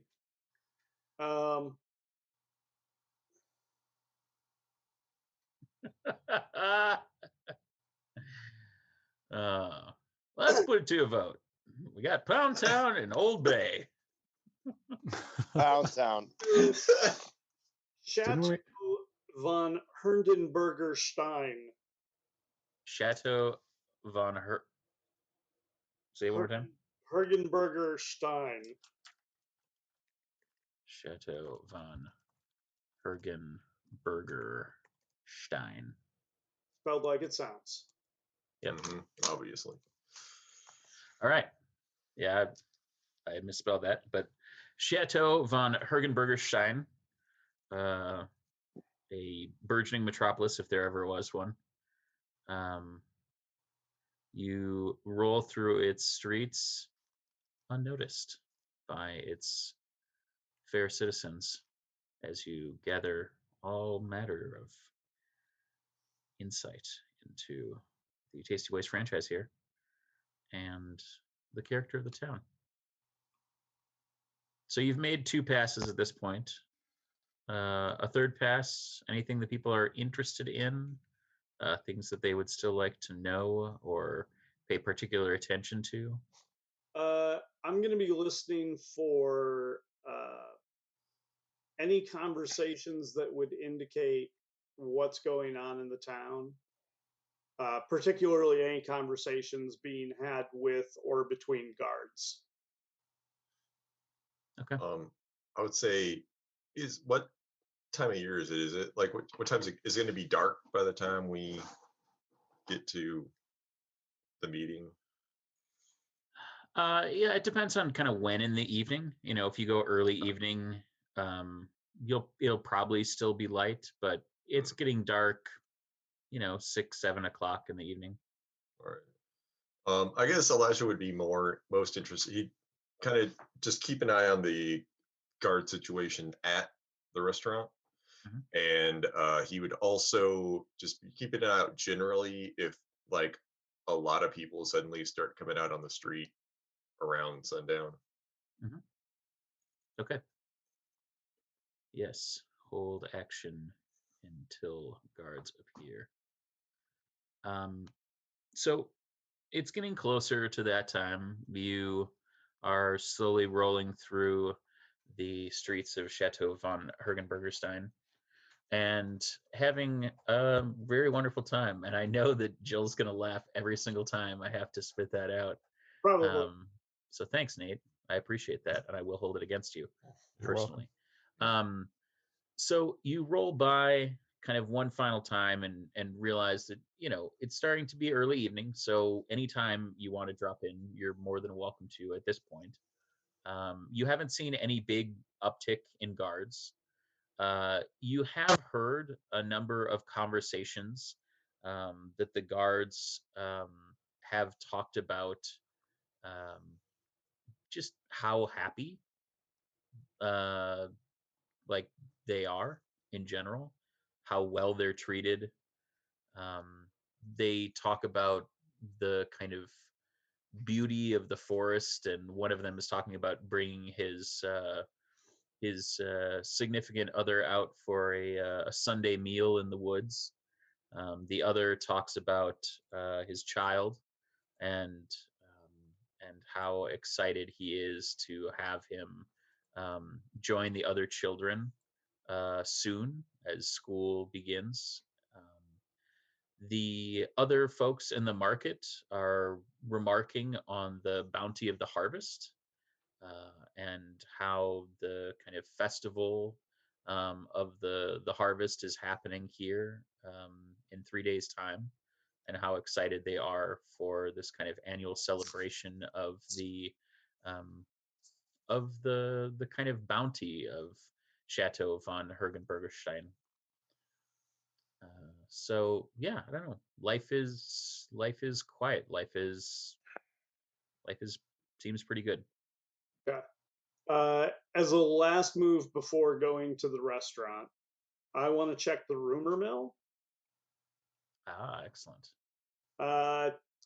Just to see if there's any scuttlebutt, or if anybody seems to know that we're headed this way, or just any rumors. Yeah. Do you need to roll anything for that? It's just your natural ability as secretarian. I think it's natural ability as secretarian, but let me double check. Okay. Make a DC 15 history check. Okay.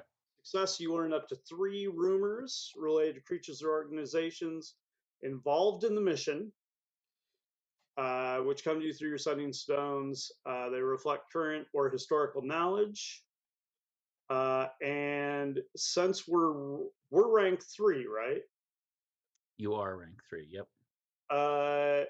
DM provides you with a sense of which parts of a particular rumor are inaccurate, if any.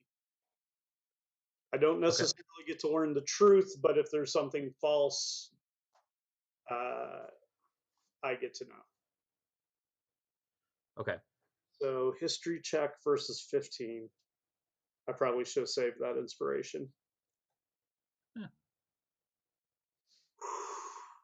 11? All right. So you realize that the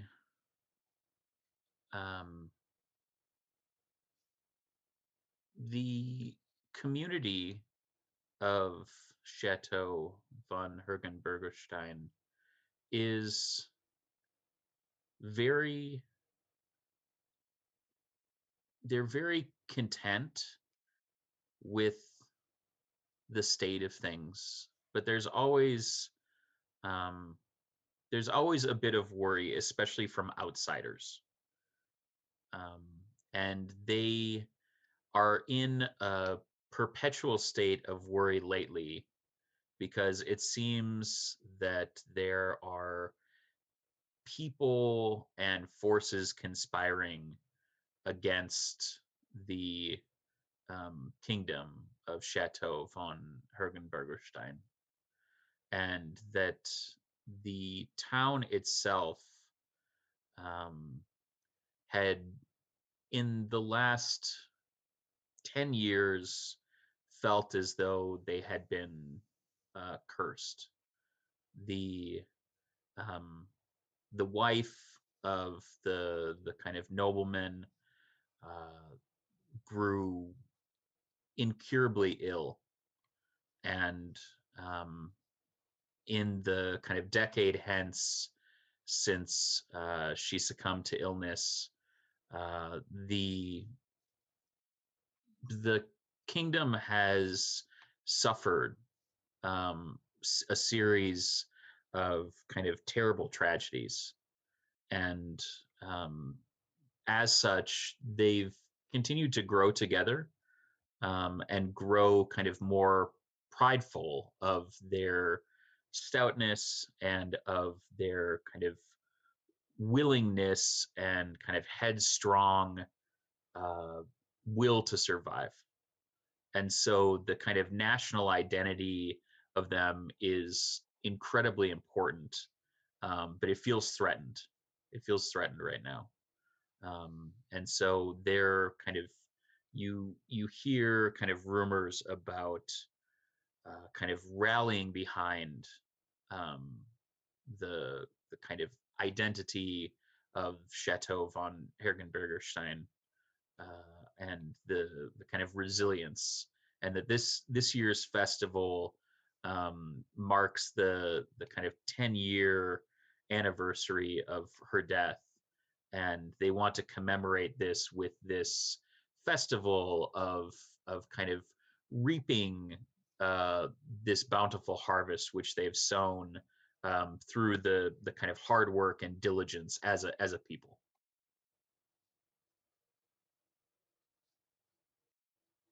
Okay. And you would hear more, but you rolled terribly. All right. All right. The rumor mill has been tapped. The eyes have been opened. Nothing left but to go to the restaurant. All right. So, are you guys going to roll up? Or are you going to disembark and straight up Reservoir Dog style? What's, how's this going down? Elijah is going to disguise himself. He'll just be a tall half orc. Okay. And of like an unremarkable half orc dude. Pretty much dressed the same way. And Kleatos will I think, I don't know. You guys are, so then Hank or Horatio, you were going to disguise yourself. Oh no, Digger was going to disguise himself, right? So probably time to disguise up. And the three of you can go talk, and then maybe Kleatos and other folks can, like, I don't know, sneak around back or something. See what we can see. Does that sound good? Sounds good. Does. All right. So who wants to go first? I think I can go in first because they know I'm coming. Since we're allies, Mm-hmm. I'm going to make sure to walk in like this with the cake pulled up. All right. Elijah will probably, like, sort of stay out front just to keep an eye on things, kind of go where he's needed in case things go topsy-turvy, which they might. I'm sure they'll be fine. All right, so Joel, you go in. Digger, you go in disguised, and who is the third? Elijah is disguised, but he's sticking around outside to kind of keep an eye on Okay. things. So he'll sort of hang out by the door. I'm a lean red goblin with like a pinstripe suit and a nice little hat with a little bit of a owlbear feather sticking out of it. Yeah. Yep. Where'd you get that? Did you get that from You your know. bag? Did you roll for it? No, that's I'm disguising myself. Oh, okay. Magics? Magic. Okay. All right. So you're a tiny Dick Tracy goblin, and I'm a hobgoblin. I'm tall. I'm lean. okay. All right. You're Dick Tracy, slightly taller hobgoblin, walks in with an Eddie Munster looking rock. It's just the two of you? Yeah. Okay. Kleatos is going to be like, hey, Horatio, we should totally go like sneak around back, see what we can see. Let's do it. All right. So is Hank staying with the cart? Is Hank going with one of the group? And what is Captain Crunch doing? I don't know what Captain Crunch is doing. What is the captain doing? Elijah's got his eye on the cart and stuff, so Hank doesn't need to stay if he doesn't want to. Okay. Hank could come with us. Okay. And if he's with Digger, you, Digger, you have message, right? I do. Do you have message ratio? I have sending, so I can do that a Okay. few times. Might have to be good enough because I love it. okay. Love it when plans come together. Okay, so Horatio and Kleatos, one of you, should it come to this, can take care of Hank. He's available on D&D Beyond. All right. But for the time being, let's see how this all plays out with Rock and Digger making their entrance. The captain was. I assume there's like a little like farmers market gimmick there. Yeah. Yeah, it's. I mean, there's a full market that you've passed by. This is not kind of directly adjacent to that, but there is one in town. I would have like offered the captain's services to like help out one of the people at the farmers market or at the full blown market. What are his services? Oh, he can just do. He's a displacer beast. He's a well-learned, well-read displacer beast. You know. So whatever they need him for. Dressed as you are pimping out your displacer.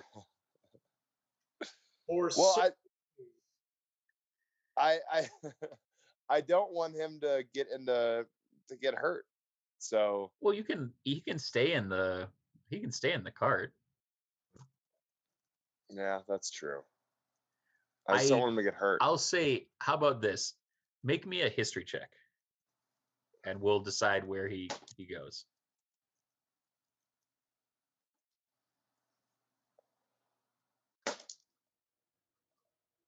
So, with luck, it went from a 4 to a 5 to a 6.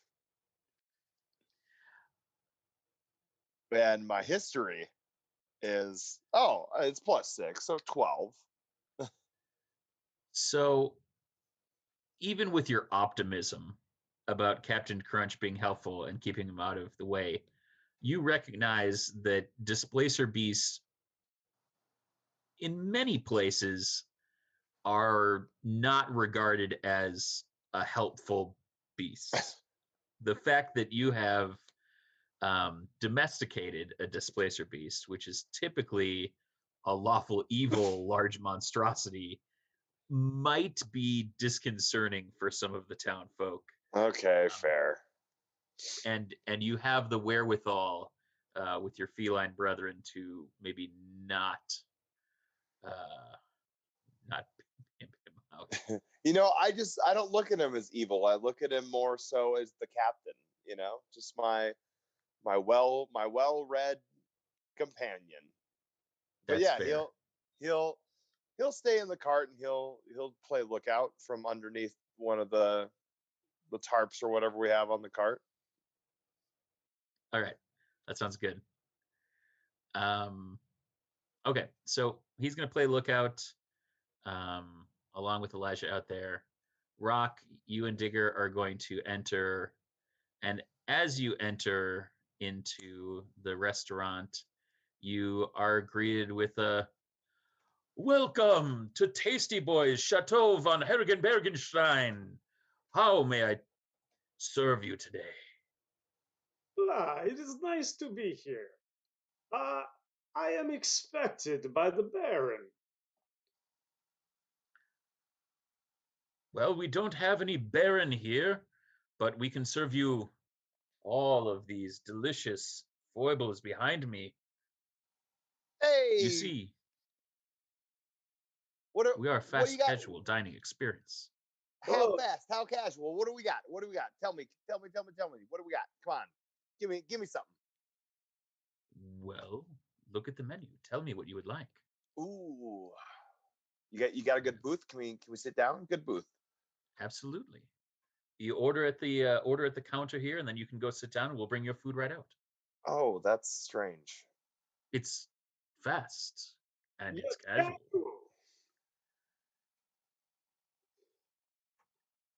Excellent. We will do that. Blah. We will? Of course, we are in restaurant. Oh, yeah. Okay. Yeah.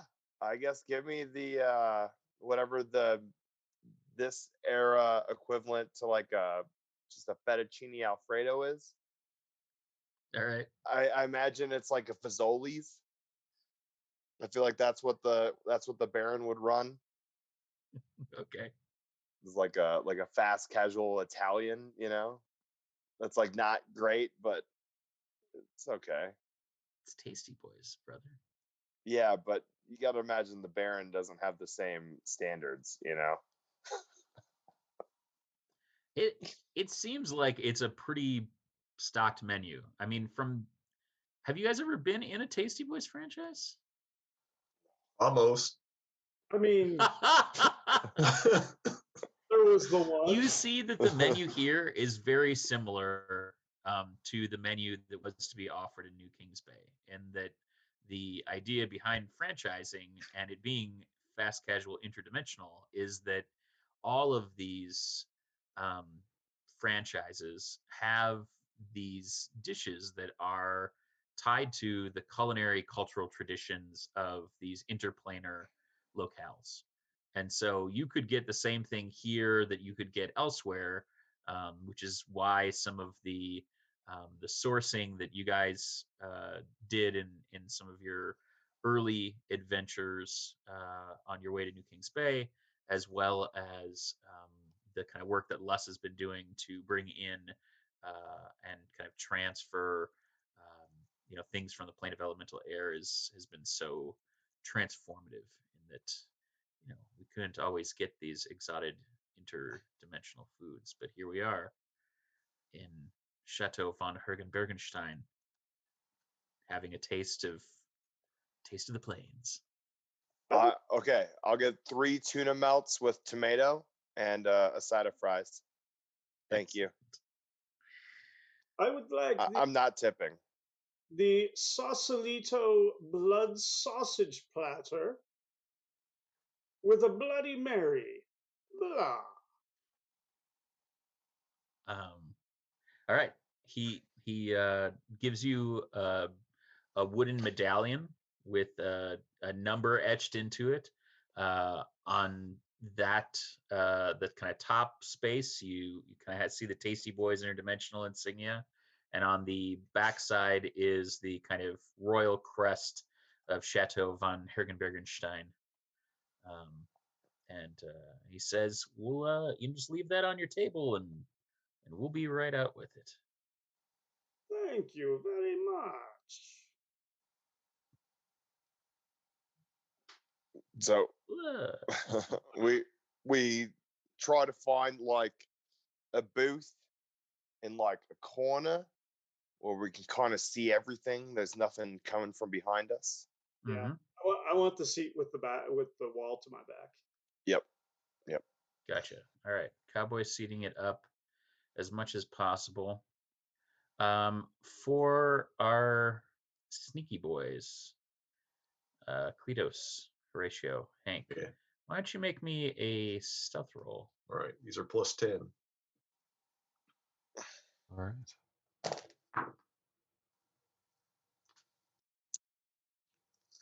31.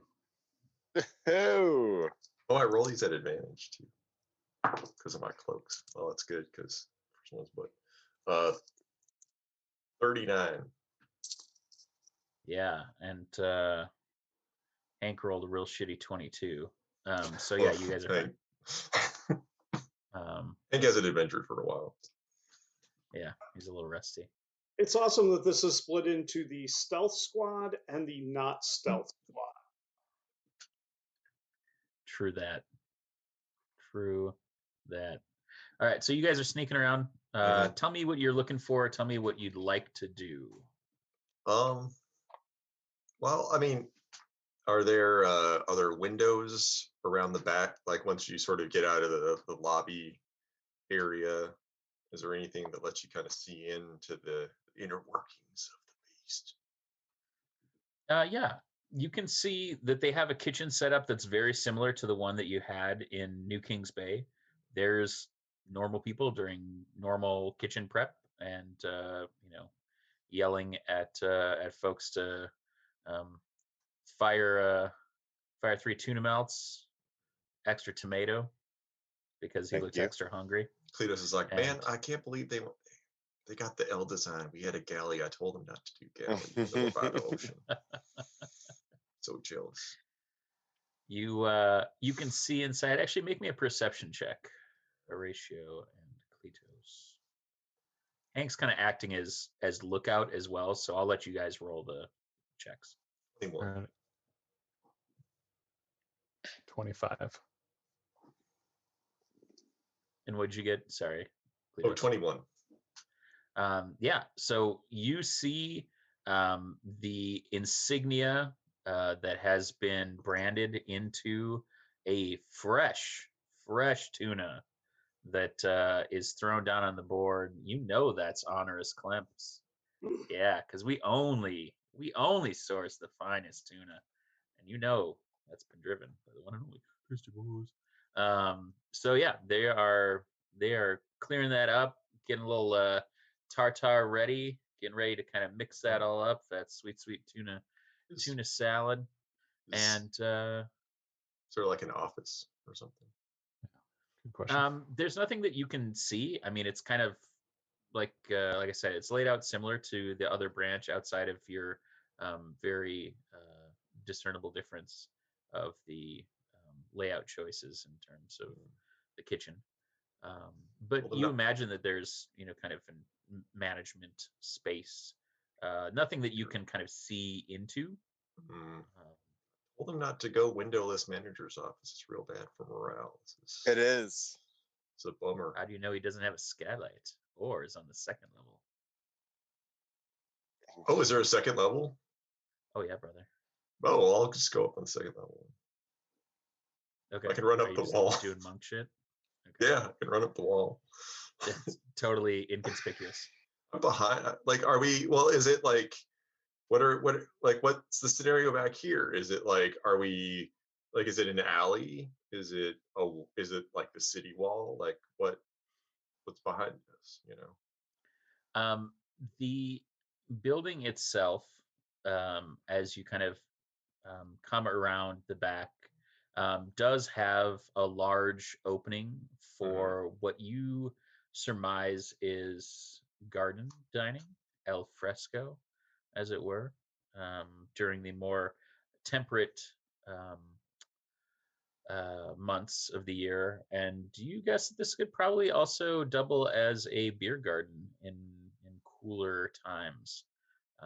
There Very are some Minnesotan. people hanging out in the back, and you can see that there is a kind of entrance back through the side. That as you guys came into the front, there is an entrance out the side opposite of where you guys kind of came around the back this way.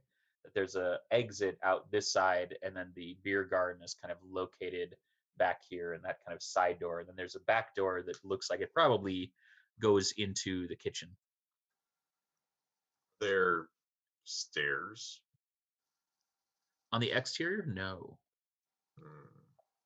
Now that second floor, can we surmise that's an employees only floor, or is there more dining area there too?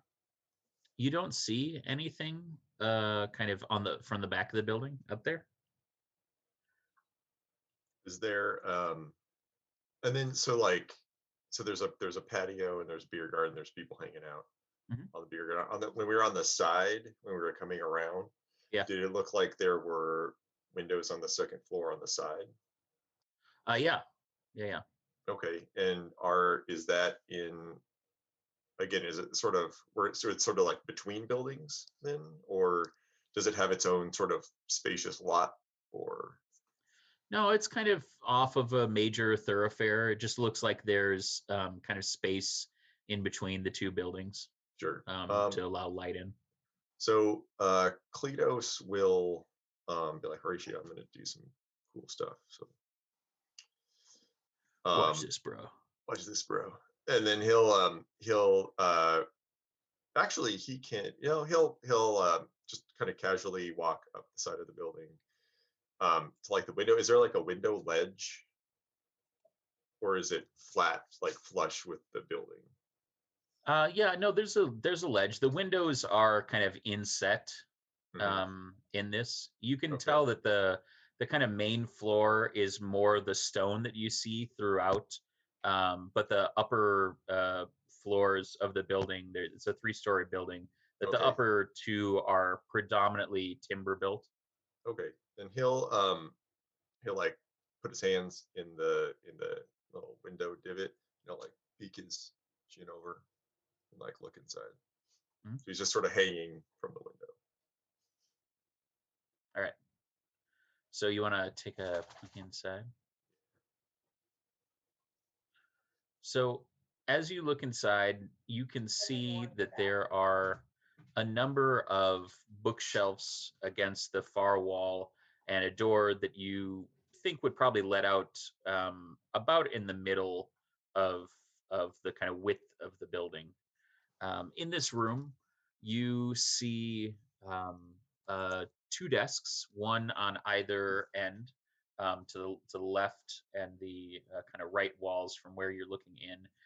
Each of them have ledgers open. It looks like a number of notes and lists. Upon those, you can see lists of ingredients and raw materials on one. The other looks like it's more provisions for kind of an inn or a public space.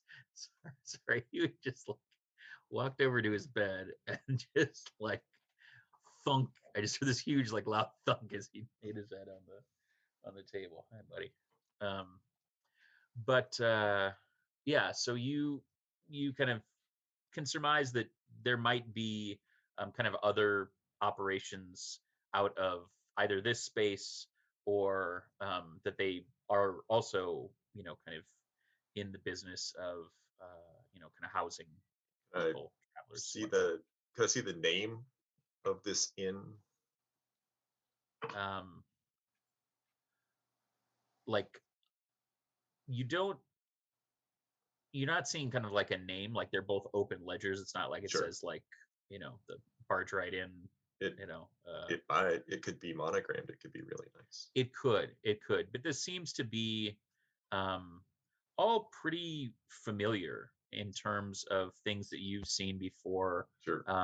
For Tasty Boyz Interdimensional. It's a franchise. Yeah, franchise.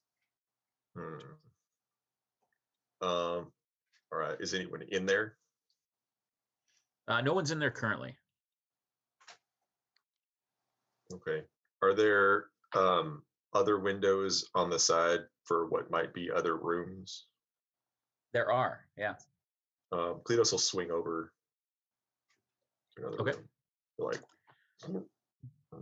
Like Ninja Are you just Warrior. like swinging your head right in front of it, or are you kind of like swinging and then peeking? Well, he sort of.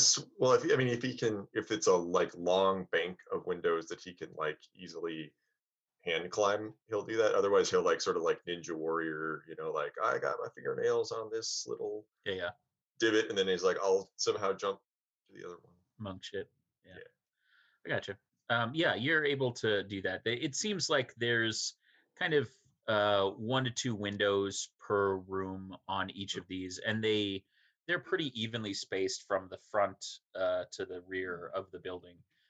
This is in the kind of back most part of the building, so you can imagine that this is probably in the area over the kitchen. Okay. There's 3 more kind of banks of windows as you head towards the front. The one next to this you see looks like pretty simple quarters, personal quarters. There's a bed, there's a small desk, a wardrobe, and a chest. It doesn't look extravagant, pretty modest. Okay. There's no one in it that you can see. Oh man. I should have said that previously for the other one. Well, I mean, I figured, I can't tell that someone's in there if there's something. Kleatos will sort of walk back down casually, and then he'll find Horatio again. I don't know. It looks like the blueprints we've been looking at for months. I don't know. Do you want to go inside and look around?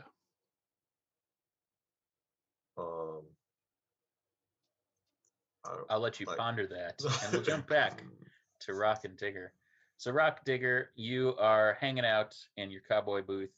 The same kind of young lad that took your order walks it out and puts it down in front of you. If you've made any similar requests in New Kings Bay from the chefs there, you can tell that this is pretty similar, and the flavor profiles are very recognizable from the food that's been tasted from or that's been prepared for you in the past by Tasty Pete and Chef. You can tell that a lot of the recipes that they have and that they have shared, or the chef has shared personally with Kleatos, there's a hint of some of the spice profiles that you've tasted before. This tastes like coming home. Tastes like Tasty Boyz cooking. I look at the server and say, I want to eat your blood. Sausages.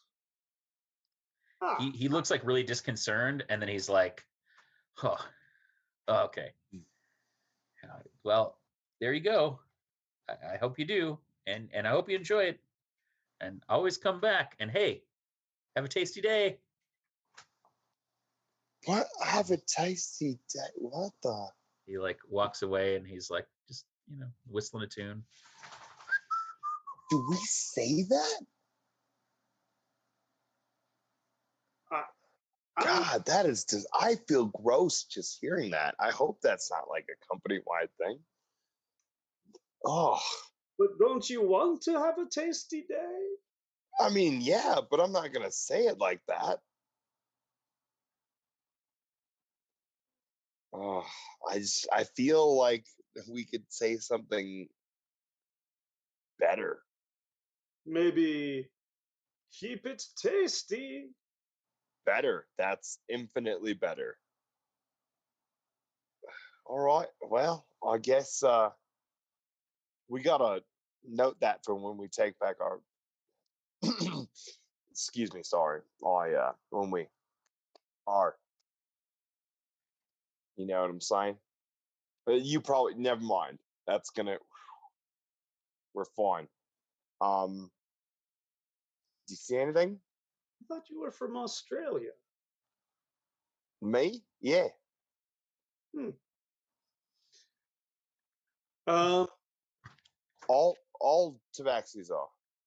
We were sent to an island a long ago in the Great War. They said, we don't have room for you in our jails. We're sending you to an island. So they sent us all to the island. that's For right. some reason, Cats was supposed to be thrown in jail. I don't know why. It seemed wrong. But here we are now. Rock is going to tuck in to his pile of food. All right. And I'm also, Go to sleep? since we haven't had contact yet, I'm going to use the Sending Stone to let them know that we've arrived and we are eating a fine repast and indeed keeping our days tasty. Excellent. That's good to know. All right, so they send you a message back, and they say that they will come to meet you, but they are in the midst of a drink, and if you would be willing to join them in the beer garden, they would love to entertain you. We will be there forthwith. All right. So you guys finish up your meal, and you get up, and the lad at the front kind of gestures to the back to the beer garden. Kleatos, you and Horatio and Hank, as you are looking around, recognize a couple familiar figures walking out of the not so familiar figures, I guess, walking out of the kind of rear of the Tasty Boyz franchise and into the beer garden. Which makes sense, because after you eat, it always comes out the rear. Well, What I've heard. in this case, it came out the side and then walked to the rear, but you know, different strokes for different folks. Tomato, potato. That's what I always say. It's a true story. All right, so you see them walking out. What do you guys do? Well, I mean, you want to go in? I can probably get you in there. Oh, I can get us in there. Ooh. Really? But Wow. then Hank will be outside. Hank, you want to stay outside? Y'all, great. All right, so I'll grab Kleatos, and then I will dimension door in the first room he looked at. Okay. So you, are you leaving Hank, or is Hank coming with? I can only take one person. Hank can't come with. Okay. All right. So you pop into the room. Oh wow! And, I thought I was too big for this. you see two tables with ledgers. On one is a ledger that is filled with orders for foodstuffs. On the others, it seems like it is provision for an inn. There's spirits, there's candles, and other assorted accoutrement that go kind of part and parcel with running kind of a public house and a restaurant. Kleatos will keep an eye out since he can't read any of this. I'll look at the ledger for the inn. Does it give any details of where the inn is? Yeah, the inn is in the kind of glorious kingdom of Chateau von Hergenbergenstein. But not any details as where everything is going specifically. Or the How name of it. so? I need something more specific. I want to know where it is so we can go there later. You want to know where it is so you can go there later? Yeah, the inn. Oh, the inn is here. Oh, this is also an inn? Gotcha. Are they Yeah. zoned for that? Well, hey, here in That's how we're Chateau gonna von get 'em. Bergenstein, the zoning might be a little bit different. Maybe they're more intent on density and mixed-use development. They want a legal Maybe they're battle. cool. They're going down. Regulations, brother. Well, you've got me with my 2 weeks of lawyer experience. Damn it. True story. This Is place it, though? smells empty. Yeah, Kleatos is just is keeping an eye out. Well, Horatio does all that. Okay. All right. So yeah, Horatio, you look through. It seems like these are very similar to the ledgers at the other space. What is your employee role again? I am the loremonger. Okay. So this for you seems very like by the book. Not exciting at all. Well, I mean, we can go look around. If this is an inn too, if anyone sees us, we can just pretend we're on our honeymoon, and everyone will be like, "Oh, congratulations! It's such a big, happy occasion for you." We're not suspicious at all. So would the third floor be the inn? I don't know. All right. Do you Well, want to let's go look around? yeah. I want to open the door carefully and kind of poke my head out to see what I see. Okay.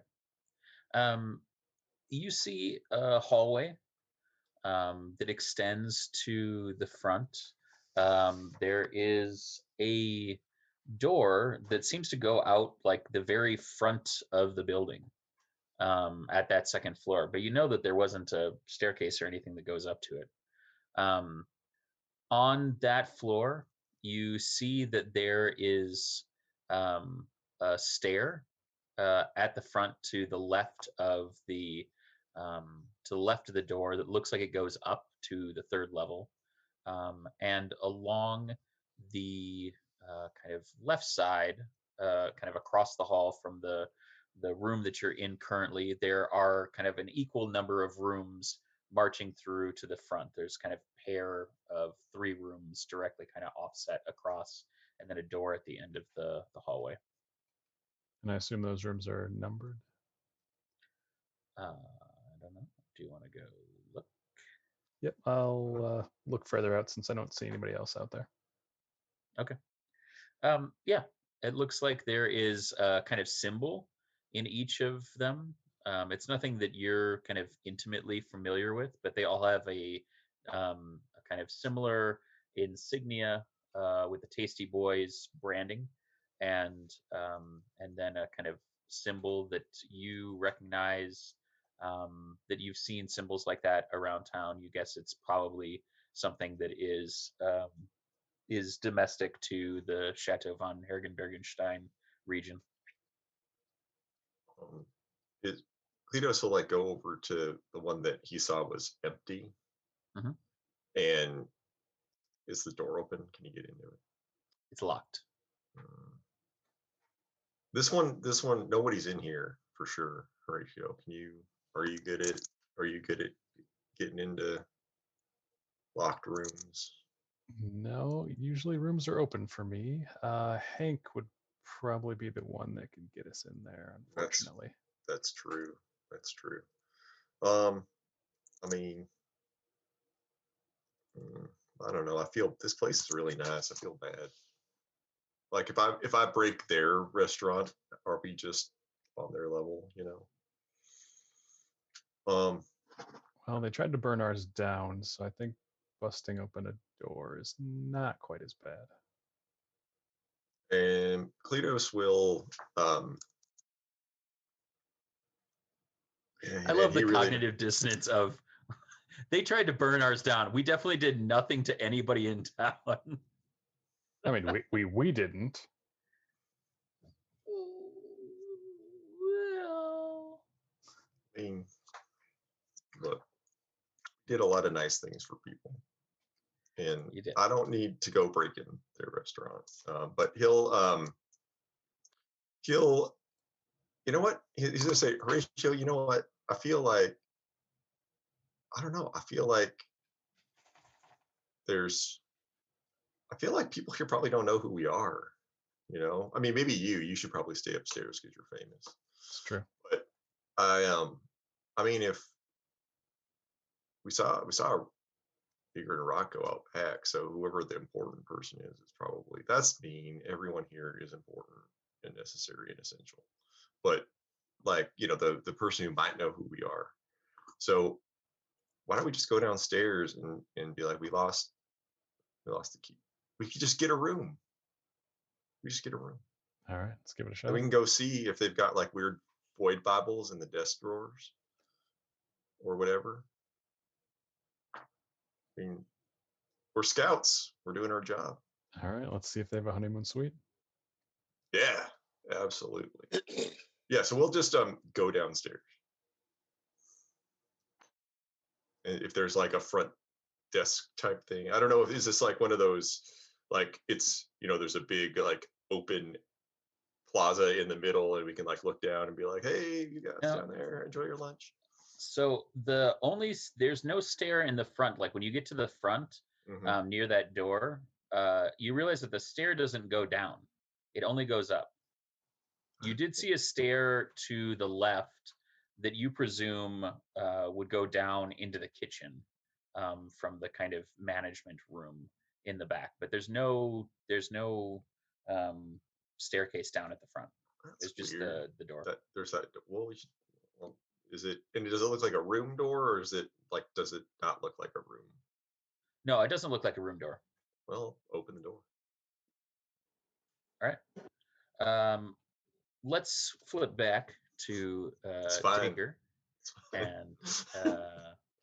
and Rock. You pass through the kind of entrance out to the side into the beer garden, and as you kind of pass through into the beer garden, a lot of the din from the kind of surrounding area, it seems like it starts to get quieter. It's not quite as loud, and the sounds that are coming from the beer garden are more. It sounds almost kind of like cavernous, kind of in that space, as if there's magics that kind of keep all of the kind of everyday noises out. And someone walks up to you and says, "Welcome to the garden.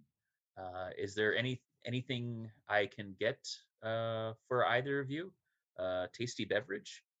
More tasty morsels?" So no, we are meeting some people. yeah, if you have something that's not necessarily intoxicating and made out of like maybe the roots of stuff, really like one of them. Oh, you will love this beverage. I can definitely get you something. We make beer distilled from the roots here, grown in Chateau von Hergen-Bergenstein. And you will love it. A tincture like this you have never tasted before. I guarantee you, my goblin friend.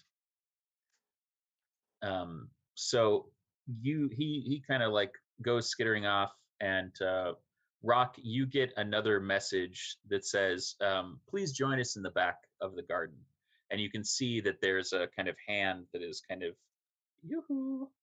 Yeah.